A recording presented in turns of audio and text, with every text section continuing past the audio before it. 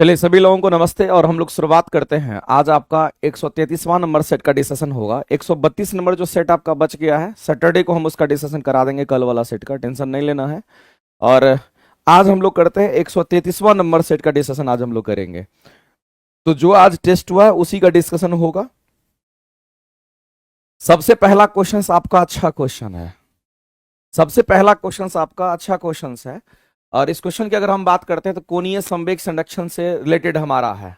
एक बात याद रखना मेरे भाई कि जब कभी भी कोणीय संवेग की अगर बात करता है तो कोणीय संवेग हमारा क्या होता है, सबसे पहले तो आप इसको समझिए कि कोणीय संवेग की हम बात करेंगे और उससे रिलेटेड जो भी टर्म होगा उसको देखेंगे। कोणीय संवेग को एंगुलर मोमेंटम कहते हैं, जिसको एल से दिखाते हैं, इस बात को ध्यान रखना। और जो कोणीय संवेग हमारा एल होता है, जिसको हम लोग एंगुलर मोमेंटम कहते हैं, ये हमारा क्या होता है, कहेंगे एल इक्वल टू हमारा आई ओमेगा होता है। एक फॉर्मूला ये भी होता है और भी कई फॉर्मूला इसमें हमारा होता है। जैसे कि अगर हम बात करते हैं कोणीय संवेग का, और भी फॉर्मूला हमारे पास होता है। जैसे कि अगर मान लेते हैं ये L equal to I omega होता है, तो एक और रिलेशन हमारा होता है जिसको हम लोग कहते हैं, यहां पर दूसरे टर्म में अगर कहेंगे तो टॉर्क इक्वल टू हमारा होता है। ये टॉर्क इक्वल टू हमारा क्या होता है, कहेंगे डी एल अपॉन में हमारा डी टी भी होता है। डी एल अपॉन में हमारा क्या होता है, कहेंगे डी टी भी होता है। L equal to I omega भी होता है। एल इक्वल टू हमारा एम भी इंटू आर भी होता है। एल इक्वल टू हमारा क्या होता है, कहेंगे एम वी इंटू आर भी होता है। तो ये भी हमारा फॉर्मूला है। तो आपको एंगुलर मोमेंटम का फॉर्मूला पता रहेगा तभी तो क्वेश्चंस आपका बनेगा। तो आप मेरे भाई इस फॉर्मूला को जो कोणीय संवेग का जो फॉर्मूला है, इस फॉर्मूला को आप जरूर याद रखिएगा, क्योंकि जब तक फॉर्मूला नहीं पता रहेगा तब तक आप क्वेश्चंस कैसे बनाइएगा। तो ये दो गो फॉर्मूला जो आपके काम का है, ये किसके लिए है, तो कहेंगे कोणीय संवेग के लिए हमारा ये फॉर्मूला होता है। ये कोणीय संवेग के लिए हमारा फॉर्मूला, जिसको एल से दिखाते हैं, जिसको एंगुलर मोमेंटम कहते हैं। अब इसमें कह रहा है कि कोणीय संवेग को संरक्षण रहने की बात कर रहा है। कोणीय संवेग को संरक्षित रहने की बात कर रहा है। संरक्षण का मतलब क्या होता है मेरे भाई, कि ना तो उसका मान बढ़ेगा ना तो उसका मान बढ़ घटेगा। इसका मतलब कोणीय संवेग संरक्षण का मतलब होता है कि जो कोणीय संवेग संरक्षण है वो कांस्टेंट बना रहेगा। इसका मतलब ये होता है।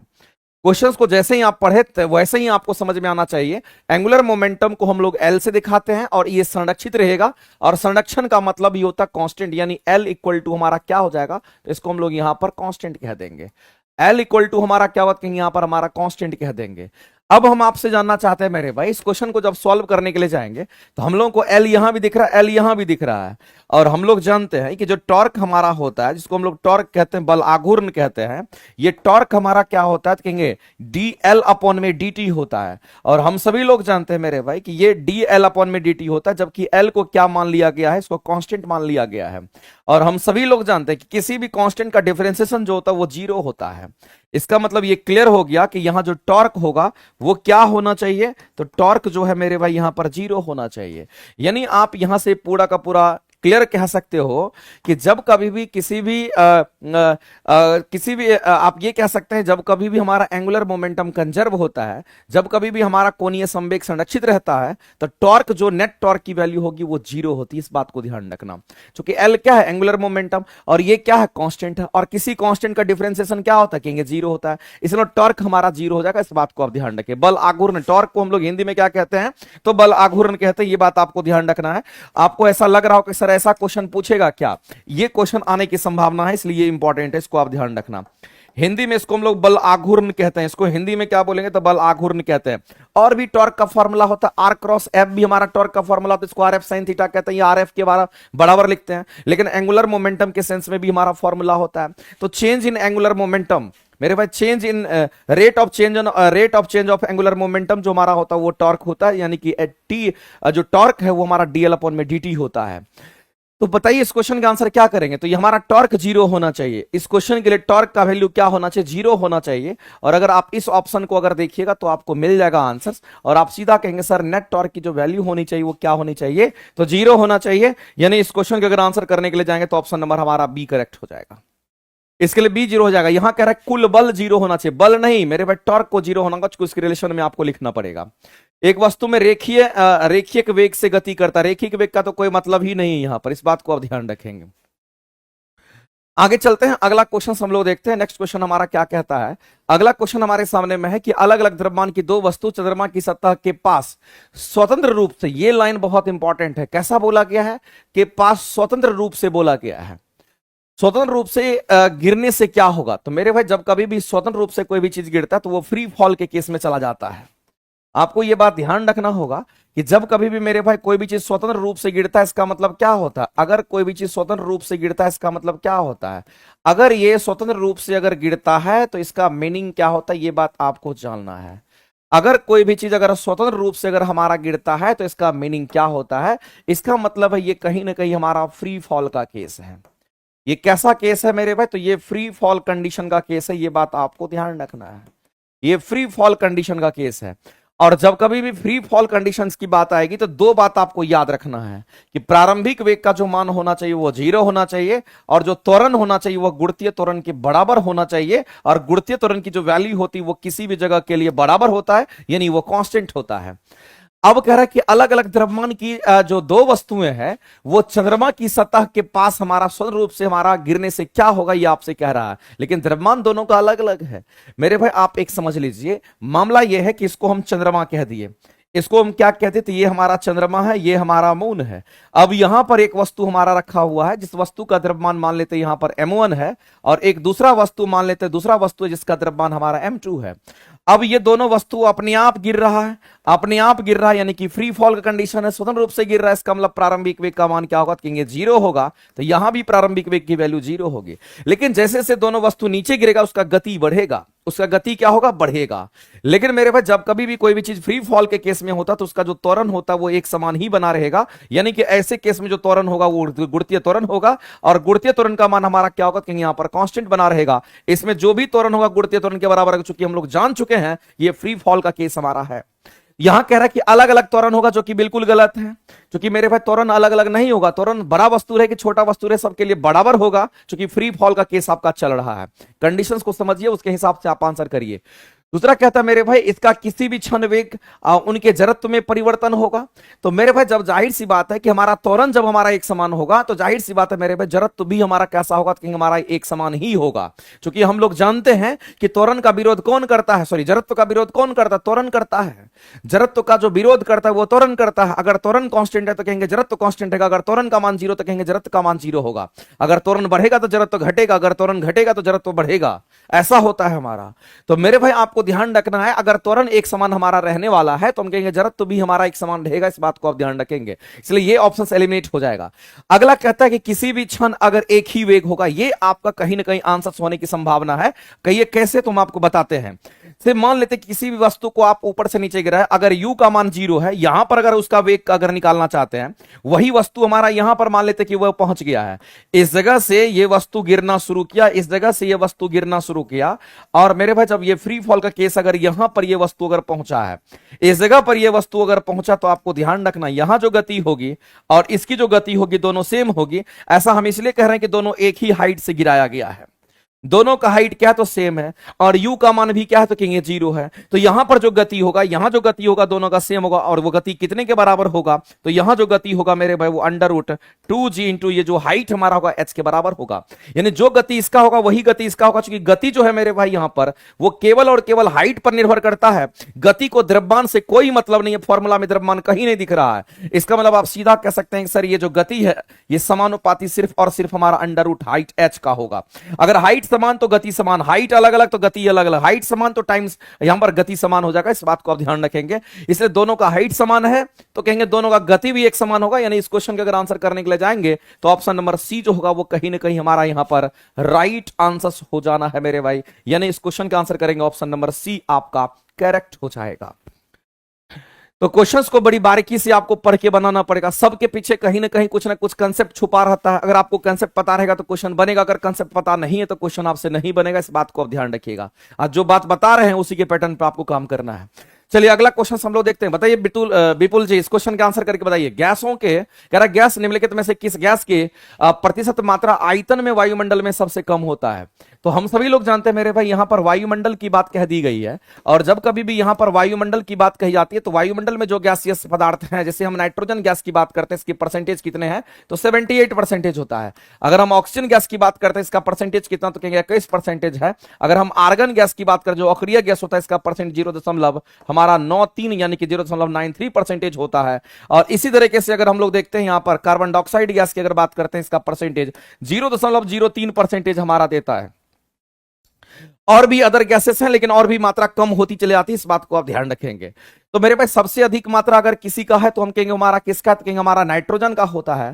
सबसे अगर अधिक मात्रा किसी का होगा तो हमारा इसी का होता है। और सेकंड स्थान पर कौन है, तो कहेंगे ऑक्सीजन की बात करेंगे, जो हमारे वायुमंडल में मौजूद है। आपसे यहां पर बोला गया है कि निम्नलिखित में से गैस आपको दे रखा है, कुछ गैसेस दे रखे हैं, चूंकि यहां पर बोल दिया है गैसों के निम्नलिखित में से, यानी कि कुछ गैस आपको दे रखा है, उसी में से आपको पहचान करनी है। तब कहता है आगे कि किस गैस के बारे में क्वेश्चन में बोला गया है मेरे भाई, यहां पर क्लियरली बोल दिया गया है कि किस गैस का परसेंटेज मात्रा आयतन में हमारा वायुमंडल में सबसे कम होगा। जो दिया हुआ है उसी में आपको पूछ रहा है। तो आर्गन का परसेंटेज कितना, ये आर्गन होगा मेरे भाई, आर्गन का ARGON, आर्गन का परसेंटेज कितना, कहेंगे इसका परसेंटेज 0.93% होता है, 0.93% होता है। कार्बन डाइऑक्साइड का परसेंटेज हमारा कितना होता है, तो आप सीधा कह सकते हैं सर 0.03% हमारा होता है। और नाइट्रोजन का परसेंटेज तो हमारा सबसे अधिक होता है, जो कि 78% होगा। आपसे पूछा गया सबसे कम मात्रा जो दिए गए गैसेस उसमें से सबसे कम मात्रा किसका है, तो आप सीधा कहेंगे सर इसमें से सबसे कम मात्रा हमारा कार्बन डाइऑक्साइड गैस का होगा, इस तरीके से। और इस क्वेश्चन का आंसर करेंगे ऑप्शन नंबर हमारा क्या हो जाएगा, कहेंगे बी करेक्ट करेंगे। लेकिन एक बात आप जान लीजिए, जब कभी भी आपसे कार्बन डाइऑक्साइड की अगर बात करता है, अगर कभी भी कार्बन डाइऑक्साइड गैस की बात करता है, ये हमारा ग्रीन हाउस गैस होता है। ये कैसा गैस है, तो मेरे भाई ये ग्रीन हाउस गैस है, इस बात को आप ध्यान रखेंगे। ये कैसा गैस है, तो इसको हम लोग यहां पर ग्रीन हाउस गैस कहते हैं। ये हमारा ग्रीन हाउस गैस, ये हमारा ग्रीन हाउस गैस है, इस बात को आप ध्यान रखेंगे। और ग्रीन हाउस गैस क्या करता है, तो मेरे भाई सूर्य से आने वाली विकिरणों को अवशोषित करके हमारे वायुमंडल का तापमान को बढ़ा देता है। तो ये क्या करता है, तो आपको ध्यान रखना, इसका काम है कि सूर्य से आने वाली जो भी रेडिएशन होता है, सूर्य से आने वाली विकिरण को क्या करता था, अवशोषित कर लेता है। इसका काम ही होता है सूर्य से आने वाली विकिरण को यह अवशोषित कर लेता है। सूर्य से आने वाली विकिरण को क्या करता है, तो ये हमारा यहां पर अवशोषित कर लेता है। सूर्य से आने वाली विकिरण को यह अवशोषित कर लेता है, इस बात को ध्यान रखेंगे। सूर्य से आने वाली विकिरणों को यह अवशोषित कर लेता है। और जब सूर्य से आने वाली विकिरण को अवशोषित कर लेता है तो हमारा वायुमंडल गर्म हो जाता है हमारा, और अवशोषित कर लेगा, दोबारा ये बाहर जाने नहीं देता, और हमारे वायुमंडल को ये गर्म कर देता है। और यहां से वायुमंडल क्या हो जाता है, कहेंगे वायुमंडल हमारा गर्म हो जाता है, इस बात को आप ध्यान रखेंगे। यहीं से वायुमंडल हमारा गर्म हो जाता है। अगर कार्बन डाइऑक्साइड की मात्रा अगर बढ़ जाएगी हमारे वायुमंडल में, तो वायुमंडल का तापमान इतना बढ़ जाएगा कि कोई भी जीव एग्जिस्ट नहीं कर पाएगा। इसलिए पेड़ पौधे लोग लगाते हैं कार्बन डाइऑक्साइड को कंट्रोल करने के लिए, और उसका परसेंटेज आप देख लीजिए बहुत कम है, फिर भी मेरे भाई इतना तापमान को ये बनाए रखता है, जिससे ग्लोबल वार्मिंग हमारा हो जाता है। तो कार्बन डाइऑक्साइड गैस की अगर हम बात करते हैं, तो आपको ध्यान रखना यह एक ग्रीन हाउस गैस के रूप में भी हमारा इस्तेमाल होता है, जिसको हम लोग कार्बन डाइऑक्साइड गैस यहां पर देख रहे हैं। ध्यान रखेंगे इसकी मात्रा हमारे वायुमंडल में क्या है, तो कहेंगे इन सभी गैसों में हमारा सबसे कम दे रखा है। आगे चलते हैं, अगला है पूर्ण आंतरिक परावर्तन की अगर बात करते हैं, उसके लिए जो आवश्यक शर्त है ये आपको बताने हैं। मेरे भाई हमने आपको कई बार बोला है कि जब कभी भी पूर्ण आंतरिक परावर्तन की घटना घटती है तो उसके लिए क्या करना है, जिसको टोटल इंटरनल रिफ्लेक्शंस कहते हैं। और पूर्ण आंतरिक परावर्तन के लिए कुछ बात नहीं, 2-3 बात याद रखना, काम आपका चल जाएगा। अगर पूर्ण आंतरिक परावर्तन की अगर हम बात करते हैं, इसको टोटल इंटरनल रिफ्लेक्शन कहते हैं मेरे भाई। तो इसके लिए कुछ यहां पर कंडीशन है, कुछ शर्त है, जो कि आपको पता होना चाहिए, याद रहना चाहिए। एग्जाम में कभी भी पूछे तो आप आसानी से आंसर कर सकते हैं। सबसे पहला कंडीशन यह है कि प्रकाश जब भी चलेगी, इस घटना को देखने के लिए, जब आपको पूर्ण आंतरिक परावर्तन की घटना तभी देखने को मिल सकती है जब मेरे भाई प्रकाश किधर से किधर जाएगी, प्रकाश हमारा सघन माध्यम से किधर चलती है, तो प्रकाश सघन माध्यम से जब विरल माध्यम की ओर जाती है, तो प्रकाश सघन माध्यम से विरल माध्यम की ओर अगर जाती है, तो ऐसी परिस्थिति में हम कहेंगे, तो ऐसी परिस्थिति में यह घटना घटती है, इस बात को ध्यान रखेंगे। और दूसरी बात ध्यान रखना मेरे भाई, अगर पूर्ण आंतरिक परावर्तन की घटना तभी घट सकती है जब आपतन कोण का मान हमारे क्रांतिक कोण के मान से क्या होना चाहिए, तो कहेंगे ज्यादा होना चाहिए। आपतन कोण का मान क्रांतिक कोण के मान से ज्यादा होना चाहिए, तो यह घटना घटती है, इस बात को आप ध्यान रखेंगे। यह भी आपको ध्यान रखना है। तो 2 बात कम से कम आपको ध्यान रखना है। तो मेरे पास जब भी यह घटना घटती है, तो यह कंडीशन आप कह सकते हैं प्रकाश को किधर से किधर, सघन माध्यम से विरल माध्यम में जाना चाहिए, तभी यह घटना घटेगी। बिल्कुल सही बात है। दूसरा बात यह है कि आपतन कोण जिसको आप थीटा आई कह रहे हैं, ये क्रांति कोण जिसको आप यहां पर थीटा सी कह रहे हैं मेरे भाई, तो याद रखना थीटा आई जो हमारा आपतन कोण होता है ये कहीं ना कहीं थीटा सी से ज्यादा होना चाहिए, तभी पूर्ण आंतरिक परावर्तन की घटना घटेगी। ये भी स्टेटमेंट सही है। अगला कहता है प्रकाश को विरल माध्यम से सघन माध्यम में, जब मेरे भाई प्रकाश सघन से विरल जाएगा तो विरल से सघन की बात ही नहीं कर सकते हैं, इसके लिए तो हम लोग सोच भी नहीं सकते, तो ये हमारा गलत हो गया। तो ये स्टेटमेंट सही, ये स्टेटमेंट हमारा सही है, तो यहां पर दो दो स्टेटमेंट सही है और इसीलिए ऑप्शन नंबर डी के साथ हम लोग जाएंगे। और इसी पूर्ण आंतरिक परावर्तन के प्रिंसिपल पर हमारा कौन काम करता है? हम सभी लोग जानते हैं इसी पूर्ण आंतरिक परावर्तन के प्रिंसिपल पर अगर हमारा काम करता है, जैसे इंडोस्कोपी, मेरे भाई इंडोस्कोपी का नाम सुने होंगे, जो हमारे पेट का आंतरिक जांच के लिए इस्तेमाल होता है। तो अगर हम इंडोस्कोपी की अगर बात करते हैं तो वहां पर इसी का प्रिंसिपल इस्तेमाल किया जाता है। इंडोस्कोपी की अगर बात करते हैं, इंडोस्कोपी की अगर बात करते हैं तो वहां पर पूर्ण आंतरिक परावर्तन ही हमारा होता है। या फिर मेरे भाई ऑप्टिकल फाइबर की अगर बात करते हैं, वो भी इसी प्रिंसिपल पे हमारा काम करता है। ऑप्टिकल फाइबर की हम बात करते हैं, वो भी हमारा इसी प्रिंसिपल पे काम करता है, इस बात को आप ध्यान रखेंगे। आगे चलते हैं, अगला क्वेश्चन हम लोग देखते हैं। नेक्स्ट क्वेश्चन के ऊपर हम लोग बढ़ते हैं। अगला क्वेश्चन बताइए मेरे भाई क्या होगा? लेंस का नियम किसके संरक्षण के नियम के बारे में आपको बताना है। बताइए, लेंज लॉ की अगर बात करते हैं, एनर्जी कंजर्वेशन पे काम करता है। ये आपको टीआरई में क्वेश्चन पूछा जा चुका है, आप सीधा कहेंगे सर ये एनर्जी कंजर्वेशन पर हमारा काम करता है, एक लाइन में कहानी खत्म। आगे चलते हैं। अगला है, यदि एक घूमता हुआ नर्तक अपनी बाहों को बाहर की ओर फैला लेता है तो उसका कोणीय वेग पर क्या प्रभाव पड़ेगा? मेरे भाई जब कभी भी कोई भी नर्तक की बात करते हैं, अगर वो घूम रहा है इस तरीके से, ये वो घूम रहा, मान लेते ये नर्तक इसके चारों तरफ अगर घूम रहा है और बाह को अगर फैला लेगा तो पूछा रहा कि हमारा क्या होगा। तो सबसे पहले तो आप ये समझ लीजिए, जब भी ऐसे क्वेश्चंस आपके सामने में आएंगे तो आपको क्या करना पड़ेगा। तो आपको क्या करना है, तो एंगुलर मोमेंटम को आप याद कीजिए। आप मेरे भाई एंगुलर मोमेंटम को आप याद कीजिए। और एंगुलर मोमेंटम का जो फॉर्मूला अभी जस्ट हमने आपको बताया था कि एंगुलर मोमेंटम का जो फॉर्मूला जिसको हम लोग एल से दिखाते हैं और इसी को हम कोणीय संवेग कहते हैं। इसी को हम क्या कहेंगे, तो इसी को हम लोग यहां पर कोणीय संवेग के नाम से जानते हैं। ये चीज आपको ध्यान रखना है। और ये L इक्वल टू हमारा क्या होगा, तो L इक्वल टू हमारा आई ओमेगा होता है, इस बात को ध्यान रखना। तो मेरे भाई जब कोई भी आदमी अगर किसी भी चीज के एक्सिस के अबाउट अगर रोटेट करता है ना, तो उस एक्सिस पर कहीं पर भी अगर देखें तो कोणीय संवेग हमारा संरक्षित रहता है, इसलिए इसको हम लोग कांस्टेंट मान करके चलेंगे। तो ऐसी परिस्थिति में हमारे सामने क्या आएगा, कहेंगे आई ओमेगा इक्वल टू हमारा कांस्टेंट हो जाएगा। और आई ओमेगा इक्वल टू अगर कांस्टेंट होगा तो आई और ओमेगा में कैसा रिलेशन होगा, दोनों में उल्टा रिलेशन हमारा हो जाएगा। अब कह रहा है मेरे भाई कि यहां पर कि एक घूमता हुआ जो नर्तक है वो अपनी बाहों को फैला लेता है, बाहर की तरफ ऐसे करके फैला लेता है। पहले ऐसे था, अब ऐसे करके फैला लिया। जब ऐसे करके फैलाएगा मेरे भाई तो उसका मोमेंट ऑफ इनर्शिया का मान बढ़ जाता है। जैसे ही वो फैलाएगा, जैसे ही वो बाहर की ओर फैलाता है, तो इसके लिए मोमेंट ऑफ इनर्शिया जिसको हम लोग यहां पर देखते हैं, आई का मान बढ़ जाएगा। इस बात को ध्यान रखना। अगर आई का मान अगर बढ़ गया, मोमेंट ऑफ इनर्शिया का मान अगर बढ़ गया, आई का मान अगर बढ़ गया, तो मेरे भाई ओमेगा का मान घट जाएगा। और ओमेगा हमारा क्या है, तो इसी को तो कोणीय वेग कहते हैं। इसी को तो हम लोग कोणीय वेग या कोणीय चाल कहते हैं। इसका मतलब कोणीय चाल हमारा, कोणीय वेग हमारा घट जाएगा। तो आपसे कोणीय वेग के बारे में पूछा गया, ओमेगा के बारे में पूछा गया, तो ओमेगा का मान हमारा क्या होगा, कहेंगे यहां पर घट जाएगा। और इस क्वेश्चन का आंसर करेंगे ऑप्शन नंबर बी आपका राइट हो जाएगा, ध्यान रखेंगे। आगे चलते हैं।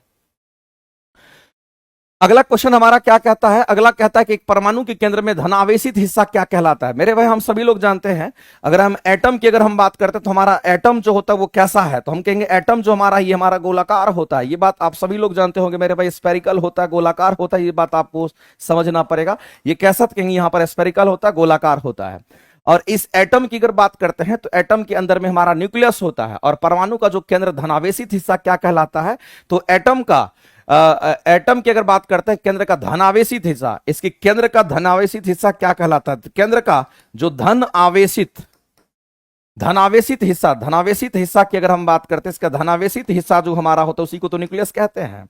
उसी को तो मेरे भाई क्या कहते थे, उसी को न्यूक्लियस कहते हैं। इस बात को आप ध्यान रखना। इसी को हम लोग क्या कहते थे, इसी को हम लोग यहां पर न्यूक्लियस कहते हैं, जिसको केंद्रक कहते हैं। इस बात को ध्यान रखेंगे। तो अगर हम न्यूक्लियस की बात करते हैं मेरे भाई, तो आपको ध्यान रखना, ये जो हमारा न्यूक्लियस है, इस न्यूक्लियस में हमारे न्यूट्रॉन और प्रोटॉन दोनों होते हैं। इसी में हमारा क्या होगा, कहेंगे इसी न्यूक्लियस में हमारा न्यूट्रॉन होगा और इसी न्यूक्लियस में हमारा क्या होगा, कहेंगे यहां पर प्रोटॉन होता है। इस बात को ध्यान रखेंगे। तो न्यूट्रॉन और प्रोटॉन की अगर हम बात करेंगे तो यहीं पर न्यूट्रॉन होगा और साथ ही साथ हमारा क्या होगा, कहेंगे यहां पर हमारा प्रोटॉन होता है। इस बात को ध्यान रखेंगे। तो मेरे भाई इस पर तो कोई आवेश होता नहीं है, ये चार्जलेस है, आवेश ही नहीं। लेकिन इस पर हमारा कैसा चार्ज, पॉजिटिवली चार्ज है। और हम कहते हैं मेरे भाई इसलिए न्यूक्लियस हमारा धनात्मक होता है। तो आपको बताना है इसमें से क्या आंसर करेंगे। तो आप सीधा कहोगे कि सर अगर हम बात करते हैं वो जो पॉजिटिव हमारा होता है, जो हमारा केंद्र धनावेशित होता है, उस भाग को क्या कहते हैं, उसको हम लोग न्यूक्लियस कहते हैं। और न्यूक्लियस के चारों तरफ अगर कोई चक्कर लगाता तो वो इलेक्ट्रॉन चक्कर लगाता है। अगर मान लेते कि ये हमारा यहां पर न्यूक्लियस है, ये न्यूक्लियस है, इस न्यूक्लियस के चारों तरफ कौन चक्कर लगाएगा? तो इसके तरफ अगर चारों तरफ अगर चक्कर लगाता है तो इसको हम लोग कहते हैं यहां पर जो चक्कर लगा रहा है ये कहीं ना कहीं इलेक्ट्रॉन है जो कि इस तरह से चक्कर लगा रहा है, ऐसे करके चक्कर लगा रहा है। लेकिन इस न्यूक्लियस के अंदर हमारा क्या है? तो आपको ध्यान रखना, इसी न्यूक्लियस के अंदर की हम बात करते हैं। तो इस न्यूक्लियस में क्या है? तो इस न्यूक्लियस की अगर हम बात करते हैं, जो हमारा न्यूक्लियस है, इस न्यूक्लियस में हमारा क्या होता है? तो आपको ध्यान रखना, इसमें न्यूट्रॉन और प्रोटॉन की हम बात करते हैं। तो इसमें न्यूट्रॉन भी मौजूद है और साथ में मेरे भाई प्रोटॉन भी मौजूद होता है, इस बात को ध्यान रखना। जबकि इलेक्ट्रॉन की अगर बात करें तो इलेक्ट्रॉन इस तरह से चक्कर लगाते रहता है, अपनी निश्चित कक्षा में चक्कर लगाते रहता है। आगे बढ़ते हैं और अगला क्वेश्चन हम लोग देखते हैं। नेक्स्ट क्वेश्चन हमारा क्या कहता है? अगला कहता है कि गैस का विसरण की दर जो है मेरे भाई क्या होगा? तो हम सभी लोग जानते हैं गैस के विसरण की दर का रिलेशन जो होगा हमारे सामने में दे रखा है और हम लोग फटाफट करके इसके बारे में बताएंगे। सबसे पहले तो आपको यह दिमाग में आना चाहिए कि मेरे भाई गैसों में विसरण होता है, गैसों में सिर्फ विसरण नहीं होता है, विसरण मेरे भाई सब में होता है, ठोस, द्रव और गैस तीनों में होता है। इस बात को आप ध्यान रखेंगे। आपको यहां ध्यान रखना है कि जो विसरण होता है जिसको हम लोग डिफ्यूजन कहते हैं, विसरण को हम लोग क्या कहेंगे? तो इसको हम लोग डिफ्यूजन कहते हैं, इस बात को ध्यान रखना। अब ये जो डिफ्यूजन हमारा होता है मेरे भाई, याद रखना कि ये ठोस में भी होता है, याद रखना ये द्रव में भी होता है और याद रखना आपको ये गैस में भी होता है। लेकिन जो क्वेश्चन आपसे पूछा गया वो गैस से पूछा गया है। तो यहां पर आपको ध्यान रखना कि गैसों में विसरण की जो दर है उस पर क्वेश्चन पूछा, गैसों में विसरण की जो दर है उस पर क्वेश्चन पूछा गया है। तो गैसों में जो विसरण की दर होती है ये सबसे फास्ट होती है, इस बात को ध्यान रखना, क्योंकि गैस में विसरण जो होता है वो फास्ट होता है। अगर कोई परफ्यूम लगाता है आप तक अगर वो सुगंध आ जाता है, इसका मतलब कहीं ना कहीं वो बाय द डिफ्यूजन प्रोसेस से आता है, यानी कि कहीं ना कहीं उस गैस का डिफ्यूजन हुआ है, विसरण हुआ, तभी आप तक वो पहुंचता है। लेकिन गैसों के विसरण की दर की अगर बात करते हैं, जिसको हम लोग स्मॉल आर से दिखाते हैं, ये बात आपको ध्यान रखना है। इसका रिलेशन क्या होगा? तो विसरण की दर जो समानुपाती होता है मेरे अंडर रूट में टेम्परेचर का होगा, तापमान बढ़ाइएगा तो उतना ही हमारा फास्ट फैल जाएगा गैस, इस बात को ध्यान रखना, उसकी विसरण की दर फास्ट हो जाएगी। क्योंकि विसरण की दर को आर से दिखाते हैं, इसलिए अगर ये तापमान बढ़ाएंगे तो विसरण की दर फास्ट होगी और पूरा गैस फैल जाएगा। दूसरी बात आपको ध्यान रखना, जो विसरण की दर होगी ये वित्तक्रमानुपाती हमारा किसका होगा? तो यहां पर डेंसिटी का होगा।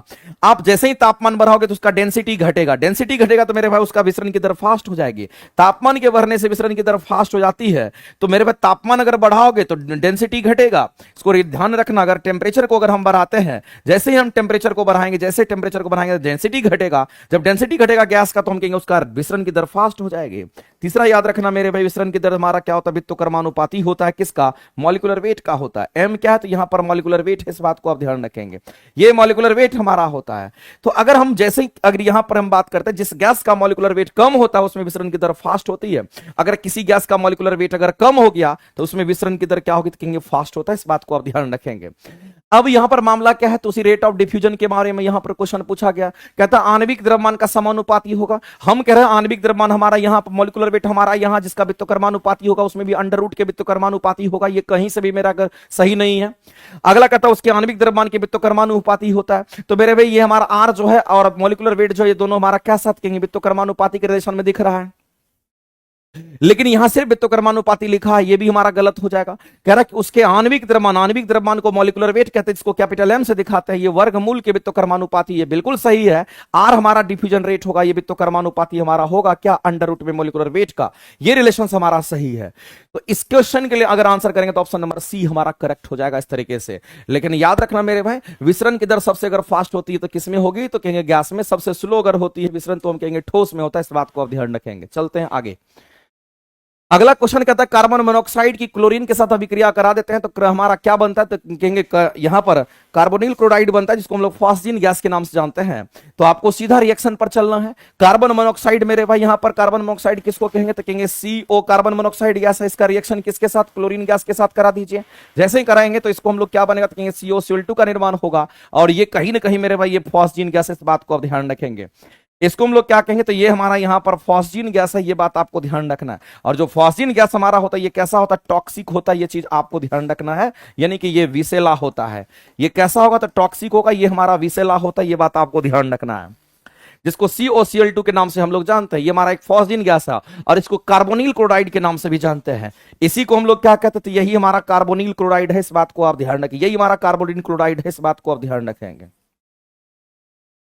तो मेरे भाई आपसे क्वेश्चन में पूछा गया है कि ऐसा अगर हो रहा है तो कैसा रिएक्शन ये हमारा होगा? आप बताइए मेरे भाई कि ये दोनों हमारा क्या है, दोनों अभिकारक है। ये क्या बना, तो उत्पाद बना। यानी कि जब हम लोग जानते हैं कि दो या दो से अभिकारक मिलकर के एक सिंगल उत्पाद बनाता है, तो याद रखना उसको हम लोग क्या कहते हैं, तो संयोजन अभिक्रिया के नाम से जानते हैं। तो ये कहीं से भी मेरे भाई यहां पर आप डायरेक्ट कह सकते हैं ये संयोजन अभिक्रिया होगा, क्योंकि आपको पता है कि वैसे रिएक्शन जिसमें दो या दो से अधिक अभिकारक हमारा मिलता है और दो या दो से अधिक अभिकारक मिलकर के एक सिंगल हमारा प्रोडक्ट बनाता है, एक सिंगल उत्पाद बनाता है, उसको हम लोग क्या कहते हैं, तो संयोजन अभिक्रिया के नाम से जानते हैं। इसको एडिशन रिएक्शन भी आप कह सकते हैं और संयोजन अभिक्रिया भी आप इसको कह सकते हैं, कोई दिक्कत नहीं है। इसको कैसा अभिक्रिया कहेंगे, तो इसको हम लोग यहां पर संयोजन अभिक्रिया कहेंगे। इस लाइन को आप ध्यान रखेंगे, ये हमारा संयोजन अभिक्रिया है, इस बात को आप ध्यान रखेंगे। तो मेरे भाई इसमें से कौन सा आंसर करेंगे, तो हमारे सामने में ये ऑप्शन है, ऑप्शन नंबर बी जो हमारा यहां पर राइट आंसर हो जाएगा और ऑप्शन बी हम लोग करेक्ट करेंगे। ऑप्शन बी जो है हमारा यहां पर राइट आंसर हो जाएगा। अब देखिए डिकम्पोजिशन रिएक्शन की बात करते हैं, वियोजन अभिक्रिया हमारा कैसे होता है। जैसे मान लेते हैं कैल्शियम कार्बोनेट है और कैल्शियम कार्बोनेट को जब हम लोग गर्म करना शुरू कर दिए तो ये हमारा टूटेगा, ब्रेक करेगा और ये टूटेगा तो हमारा कैल्शियम ऑक्साइड्स और कार्बन डाइऑक्साइड गैस में अलग हो जाता है इस तरीके से। तो आप इसको उष्मा दे रहे हैं, तो मेरे भाई डिकम्पोजिशन रिएक्शन जो हमारा तो ये हमारा उष्मा शोषी होता है, जबकि संयोजन अभिक्रिया जितने भी संयोजन अभिक्रिया होगी वो सभी के सभी हमारे उष्मा क्षेपी अभिक्रिया होता है, इस बात को ध्यान रखना। अगर कोई संयोजन अभिक्रिया है इसका मतलब इसमें कैसी प्रॉपर्टी होगी, तो उष्मा क्षेपी का प्रॉपर्टी होगा, यानी उससे उष्मा रिएक्शन करने के बाद इससे उष्मा बाहर निकलेगा। तो संयोजन अभिक्रिया की अगर बात करते हैं ये उष्मा क्षेपी होगा कि उष्मा शोषी होगा, तो याद रखना मेरे भाई ये हमेशा उष्मा क्षेपी अभिक्रिया होता है, ये चीज आपको ध्यान रखना है। लेकिन अगर वियोजन अभिक्रिया की बात करेगा, डिकम्पोजिशन रिएक्शन की बात करेगा, तो याद रखना ये उष्मा शोषी अभिक्रिया हमेशा की तरह होता है। इसको उष्मा का ये शोषण करेगा और इसको उष्मा शोषी अभिक्रिया के नाम से हम लोग जानते हैं, और ये लाइन आपको ध्यान रखना इस तरीके से। और डिस्प्लेसमेंट रिएक्शन के बारे में तो आपको पता है कि जो ज्यादा रिएक्टिव होगा कम रिएक्टिव को डिस्प्लेस कर दे। सर आप ऐप पे बायोलॉजी का बैच कब तक आएगा? ऐप पे बायोलॉजी का बैच बहुत जल्द लॉन्च हो जाएगा, टेंशन नहीं लेना है। एक आध सप्ताह आप इंतजार कीजिए, एक आध सप्ताह और देख लीजिए, एक सप्ताह के बाद जो है आपको बायोलॉजी का बैच देखने को मिल जाएगा, इसलिए टेंशन नहीं लेना। अभी जो क्लासेस चल रहा है उसको करिए कंटिन्यू, आगे बढ़ते हैं। आगे मेरे पास एनसीईआरटी एग्जाम्पलर की क्लासेस आपके लिए है। अगर एनसीईआरटी एग्जाम्पलर की क्लासेस आप करना चाहते हैं तो प्लेटफॉर्म बाय नवीन कुमार सिंह एप्लीकेशन पर जाइए और कंप्लीट एनसीईआरटी एग्जाम्पलर का डिटेल्ड एक्सप्लेनेशन के साथ आप क्लासेस को कीजिए। और ये क्लासेस आपको डेली 12 बजे दिन से लेकर के 1 बजे दिन तक आपका होता है। अगला मेरे भाई किस अणु में सहसंयोजी और उप सहसंयोजी दोनों बंध हमारे होते हैं, यानी आपको पूछा गया कोवलेंट होता है और हमारा कोऑर्डिनेट बॉन्ड हमारा बनता है, ये आपसे पूछा गया है। तो मेरे भाई कोवलेंट बॉन्ड या कोऑर्डिनेट बॉन्ड जब कभी भी बनता है तो कोवलेंट बॉन्ड का निर्माण हमारा तब होता है जब दो अधातु हमारा आपस में क्या करता है, तो कहेंगे बॉन्ड बनाता है। तो दो अधातु बॉन्ड बनाएगा तो हमारा कोवलेंट होगा। और कोऑर्डिनेट बॉन्ड के लिए हमारा कंडीशंस कुछ अलग होता है। जैसे आप समझिएगा, कोऑर्डिनेट बॉन्ड को समझना पहले जरूरी है, उसके बाद हम लोग कोवलेंट बॉन्ड पे आएंगे। अगर कहीं पर कोऑर्डिनेट बॉन्ड की अगर हम बात करते हैं, अगर कोई हमारा कोऑर्डिनेट बॉन्ड बनाने की अगर बात करता है तो आपको ध्यान रखना मेरे भाई, कोऑर्डिनेट बॉन्ड को हम लोग कहते हैं उप सहसंयोजी बंधन के नाम से जानते हैं।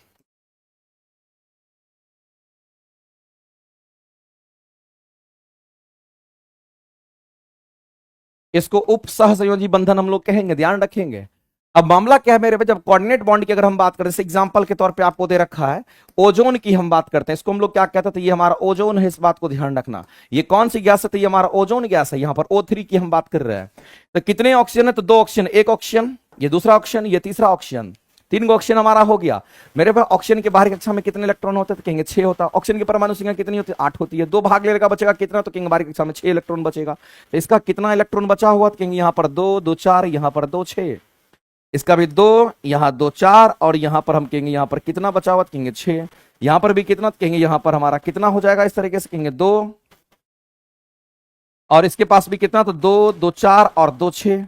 अब मेरे भाई क्या होगा कि ये दोनों साझेदारी करेगा पहले, तो यहां पर दोनों साझेदारी करके हमारा क्या करेगा, तो कोवलेंट बॉन्ड का निर्माण करेगा और कोवलेंट बॉन्ड बनाएगा, यानी कि दोनों साझा कर लेगा। जैसे ही दोनों साझा करेगा तो अष्टक कंप्लीट हो जाएगा। पहले 6 था, इसका 2 से साझा कर लिया, 8 को हो गया।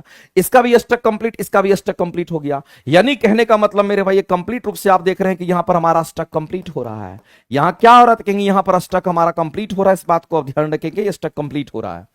अब क्या है कि यहां पर मेरे भाई अगर इसका अष्टक कंप्लीट हो गया तो यहां पर क्या होगा, इसके पास लोन पेयर बचे हुए हैं और इसको क्या है, इसको 6 इलेक्ट्रॉन है ही, तो ये लोन पेयर क्या करेगा, इसको डोनेट कर देता है। इसको लोन पेयर क्या करेगा, तो इसको डोनेट कर देता है, इस बात को ध्यान रखना। अगर ये लोन पेयर इसको डोनेट कर देगा, अगर ये लोन पेयर इसको डोनेट कर देगा मेरे भाई, तो आप समझ लीजिए ये कोऑर्डिनेट बॉन्ड का निर्माण हमारा हो गया। तो आपको कह रहा है कि किस अणु में कह रहा है, कौन सा ऐसा अणु है जिसमें दोनों चीज आपका हो रहा है।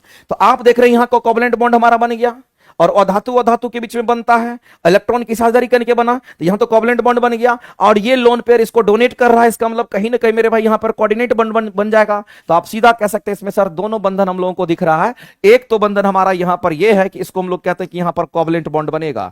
यहां पर कैसा बॉन्ड बनेगा तो कहेंगे यहां पर हमारा कोवलेंट बॉन्ड बनेगा। और यहां पर कैसा बॉन्ड बनेगा तो कहेंगे इसको हम लोग कोऑर्डिनेट बॉन्ड के नाम से जानते हैं। इस बात को ध्यान रखेंगे, ये हमारा कोऑर्डिनेट बॉन्ड हमारा हो जाएगा इस तरीके से। तो बताइए मेरे भाई ओजोन में ये दोनों चीज देखने को मिलता है। किस में देखने को मिलेगा तो ओजोन में देखने को मिलेगा, जबकि इसमें हम लोग देखते हैं NH3 में देखते हैं, या फिर हम लोग H2O की बात करते हैं, हाइड्रोजन बॉन्ड बनता है, हाइड्रोजन बॉन्ड बनता है। हमने आपको कल बताया था कि हाइड्रोजन और ऑक्सीजन के बीच में हाइड्रोजन बॉन्ड, हाइड्रोजन और नाइट्रोजन के बीच में हाइड्रोजन बॉन्ड, हाइड्रोजन और फ्लोरीन के बीच में हाइड्रोजन बॉन्ड, यही तीन को होता है जो कि हमारा हाइड्रोजन बॉन्ड का निर्माण करता है। और इस क्वेश्चन का अगर आंसर करेंगे तो ऑप्शन नंबर सी हमारा करेक्ट हो जाएगा। आगे चलते हैं अगला क्वेश्चन पर, आगे बढ़ते हैं। अगला क्वेश्चन हमारा क्या, किरचॉफ्स की संधि नियम, जिसको हम लोग किरचॉफ्स करंट लॉ के नाम से जानते हैं। किरचॉफ्स जंक्शन लॉ को किरचॉफ्स करंट लॉ कहते हैं, इस बात को ध्यान रखेंगे मेरे भाई। आपको पता होगा कि हम लोग किरचॉफ्स लॉ पढ़ते हैं, हम लोग यहां पर किरचॉफ्स लॉ की बात करते हैं। और किरचॉफ्स का दो ही नियम आपको पता रखना है, इसका फर्स्ट लॉ और किरचॉफ्स का जो सेकंड लॉ होता है, ये दो बात आपको याद रखना, मैंने कई बार बोला है। और किरचॉफ्स का जो फर्स्ट लॉ हमारा होता है इसको हम लोग केसीएल कहते हैं, इसको किरचॉफ्स करंट लॉ कहते हैं। इसी को मेरे भाई किरचॉफ्स जंक्शन लॉ के नाम से भी हम लोग जानते हैं। इसी को हम लोग क्या कहेंगे तो इसी को हम लोग यहां पर, इसी को हम लोग किरचॉफ्स जंक्शन लॉ भी कहते हैं, इस बात को ध्यान रखना। इसी को किरचॉफ्स जंक्शन लॉ भी कहा जाता है, इस बात को ध्यान रखेंगे। लेकिन अगर केसीएल की बात करते तो ये हमारा किस पर आधारित होता है तो मेरे भाई ये हमारा आवेश संरक्षित रहता है, इसमें इस बात को ध्यान रखना। केसीएल जिसको करंट लॉ कहते हैं, ये हमारा आवेश संरक्षण पर आधारित होता है, इस बात को ध्यान, चार्ज कंजर्व होता है, आवेश इसमें संरक्षित होता है, ये आवेश संरक्षण के सिद्धांत पे काम करता है। लेकिन जब सेकंड लॉ की बात करते हैं इसको हम लोग केवीएल कहते हैं। और जो केवीएल हमारा किरचॉफ्स वोल्टेज लॉ होता है, तो मेरे भाई किरचॉफ्स वोल्टेज लॉ में हमारा एनर्जी कंजर्व होता है, ये ऊर्जा संरक्षण के सिद्धांत पर हमारा आधारित होता है, इस बात को आप ध्यान रखेंगे।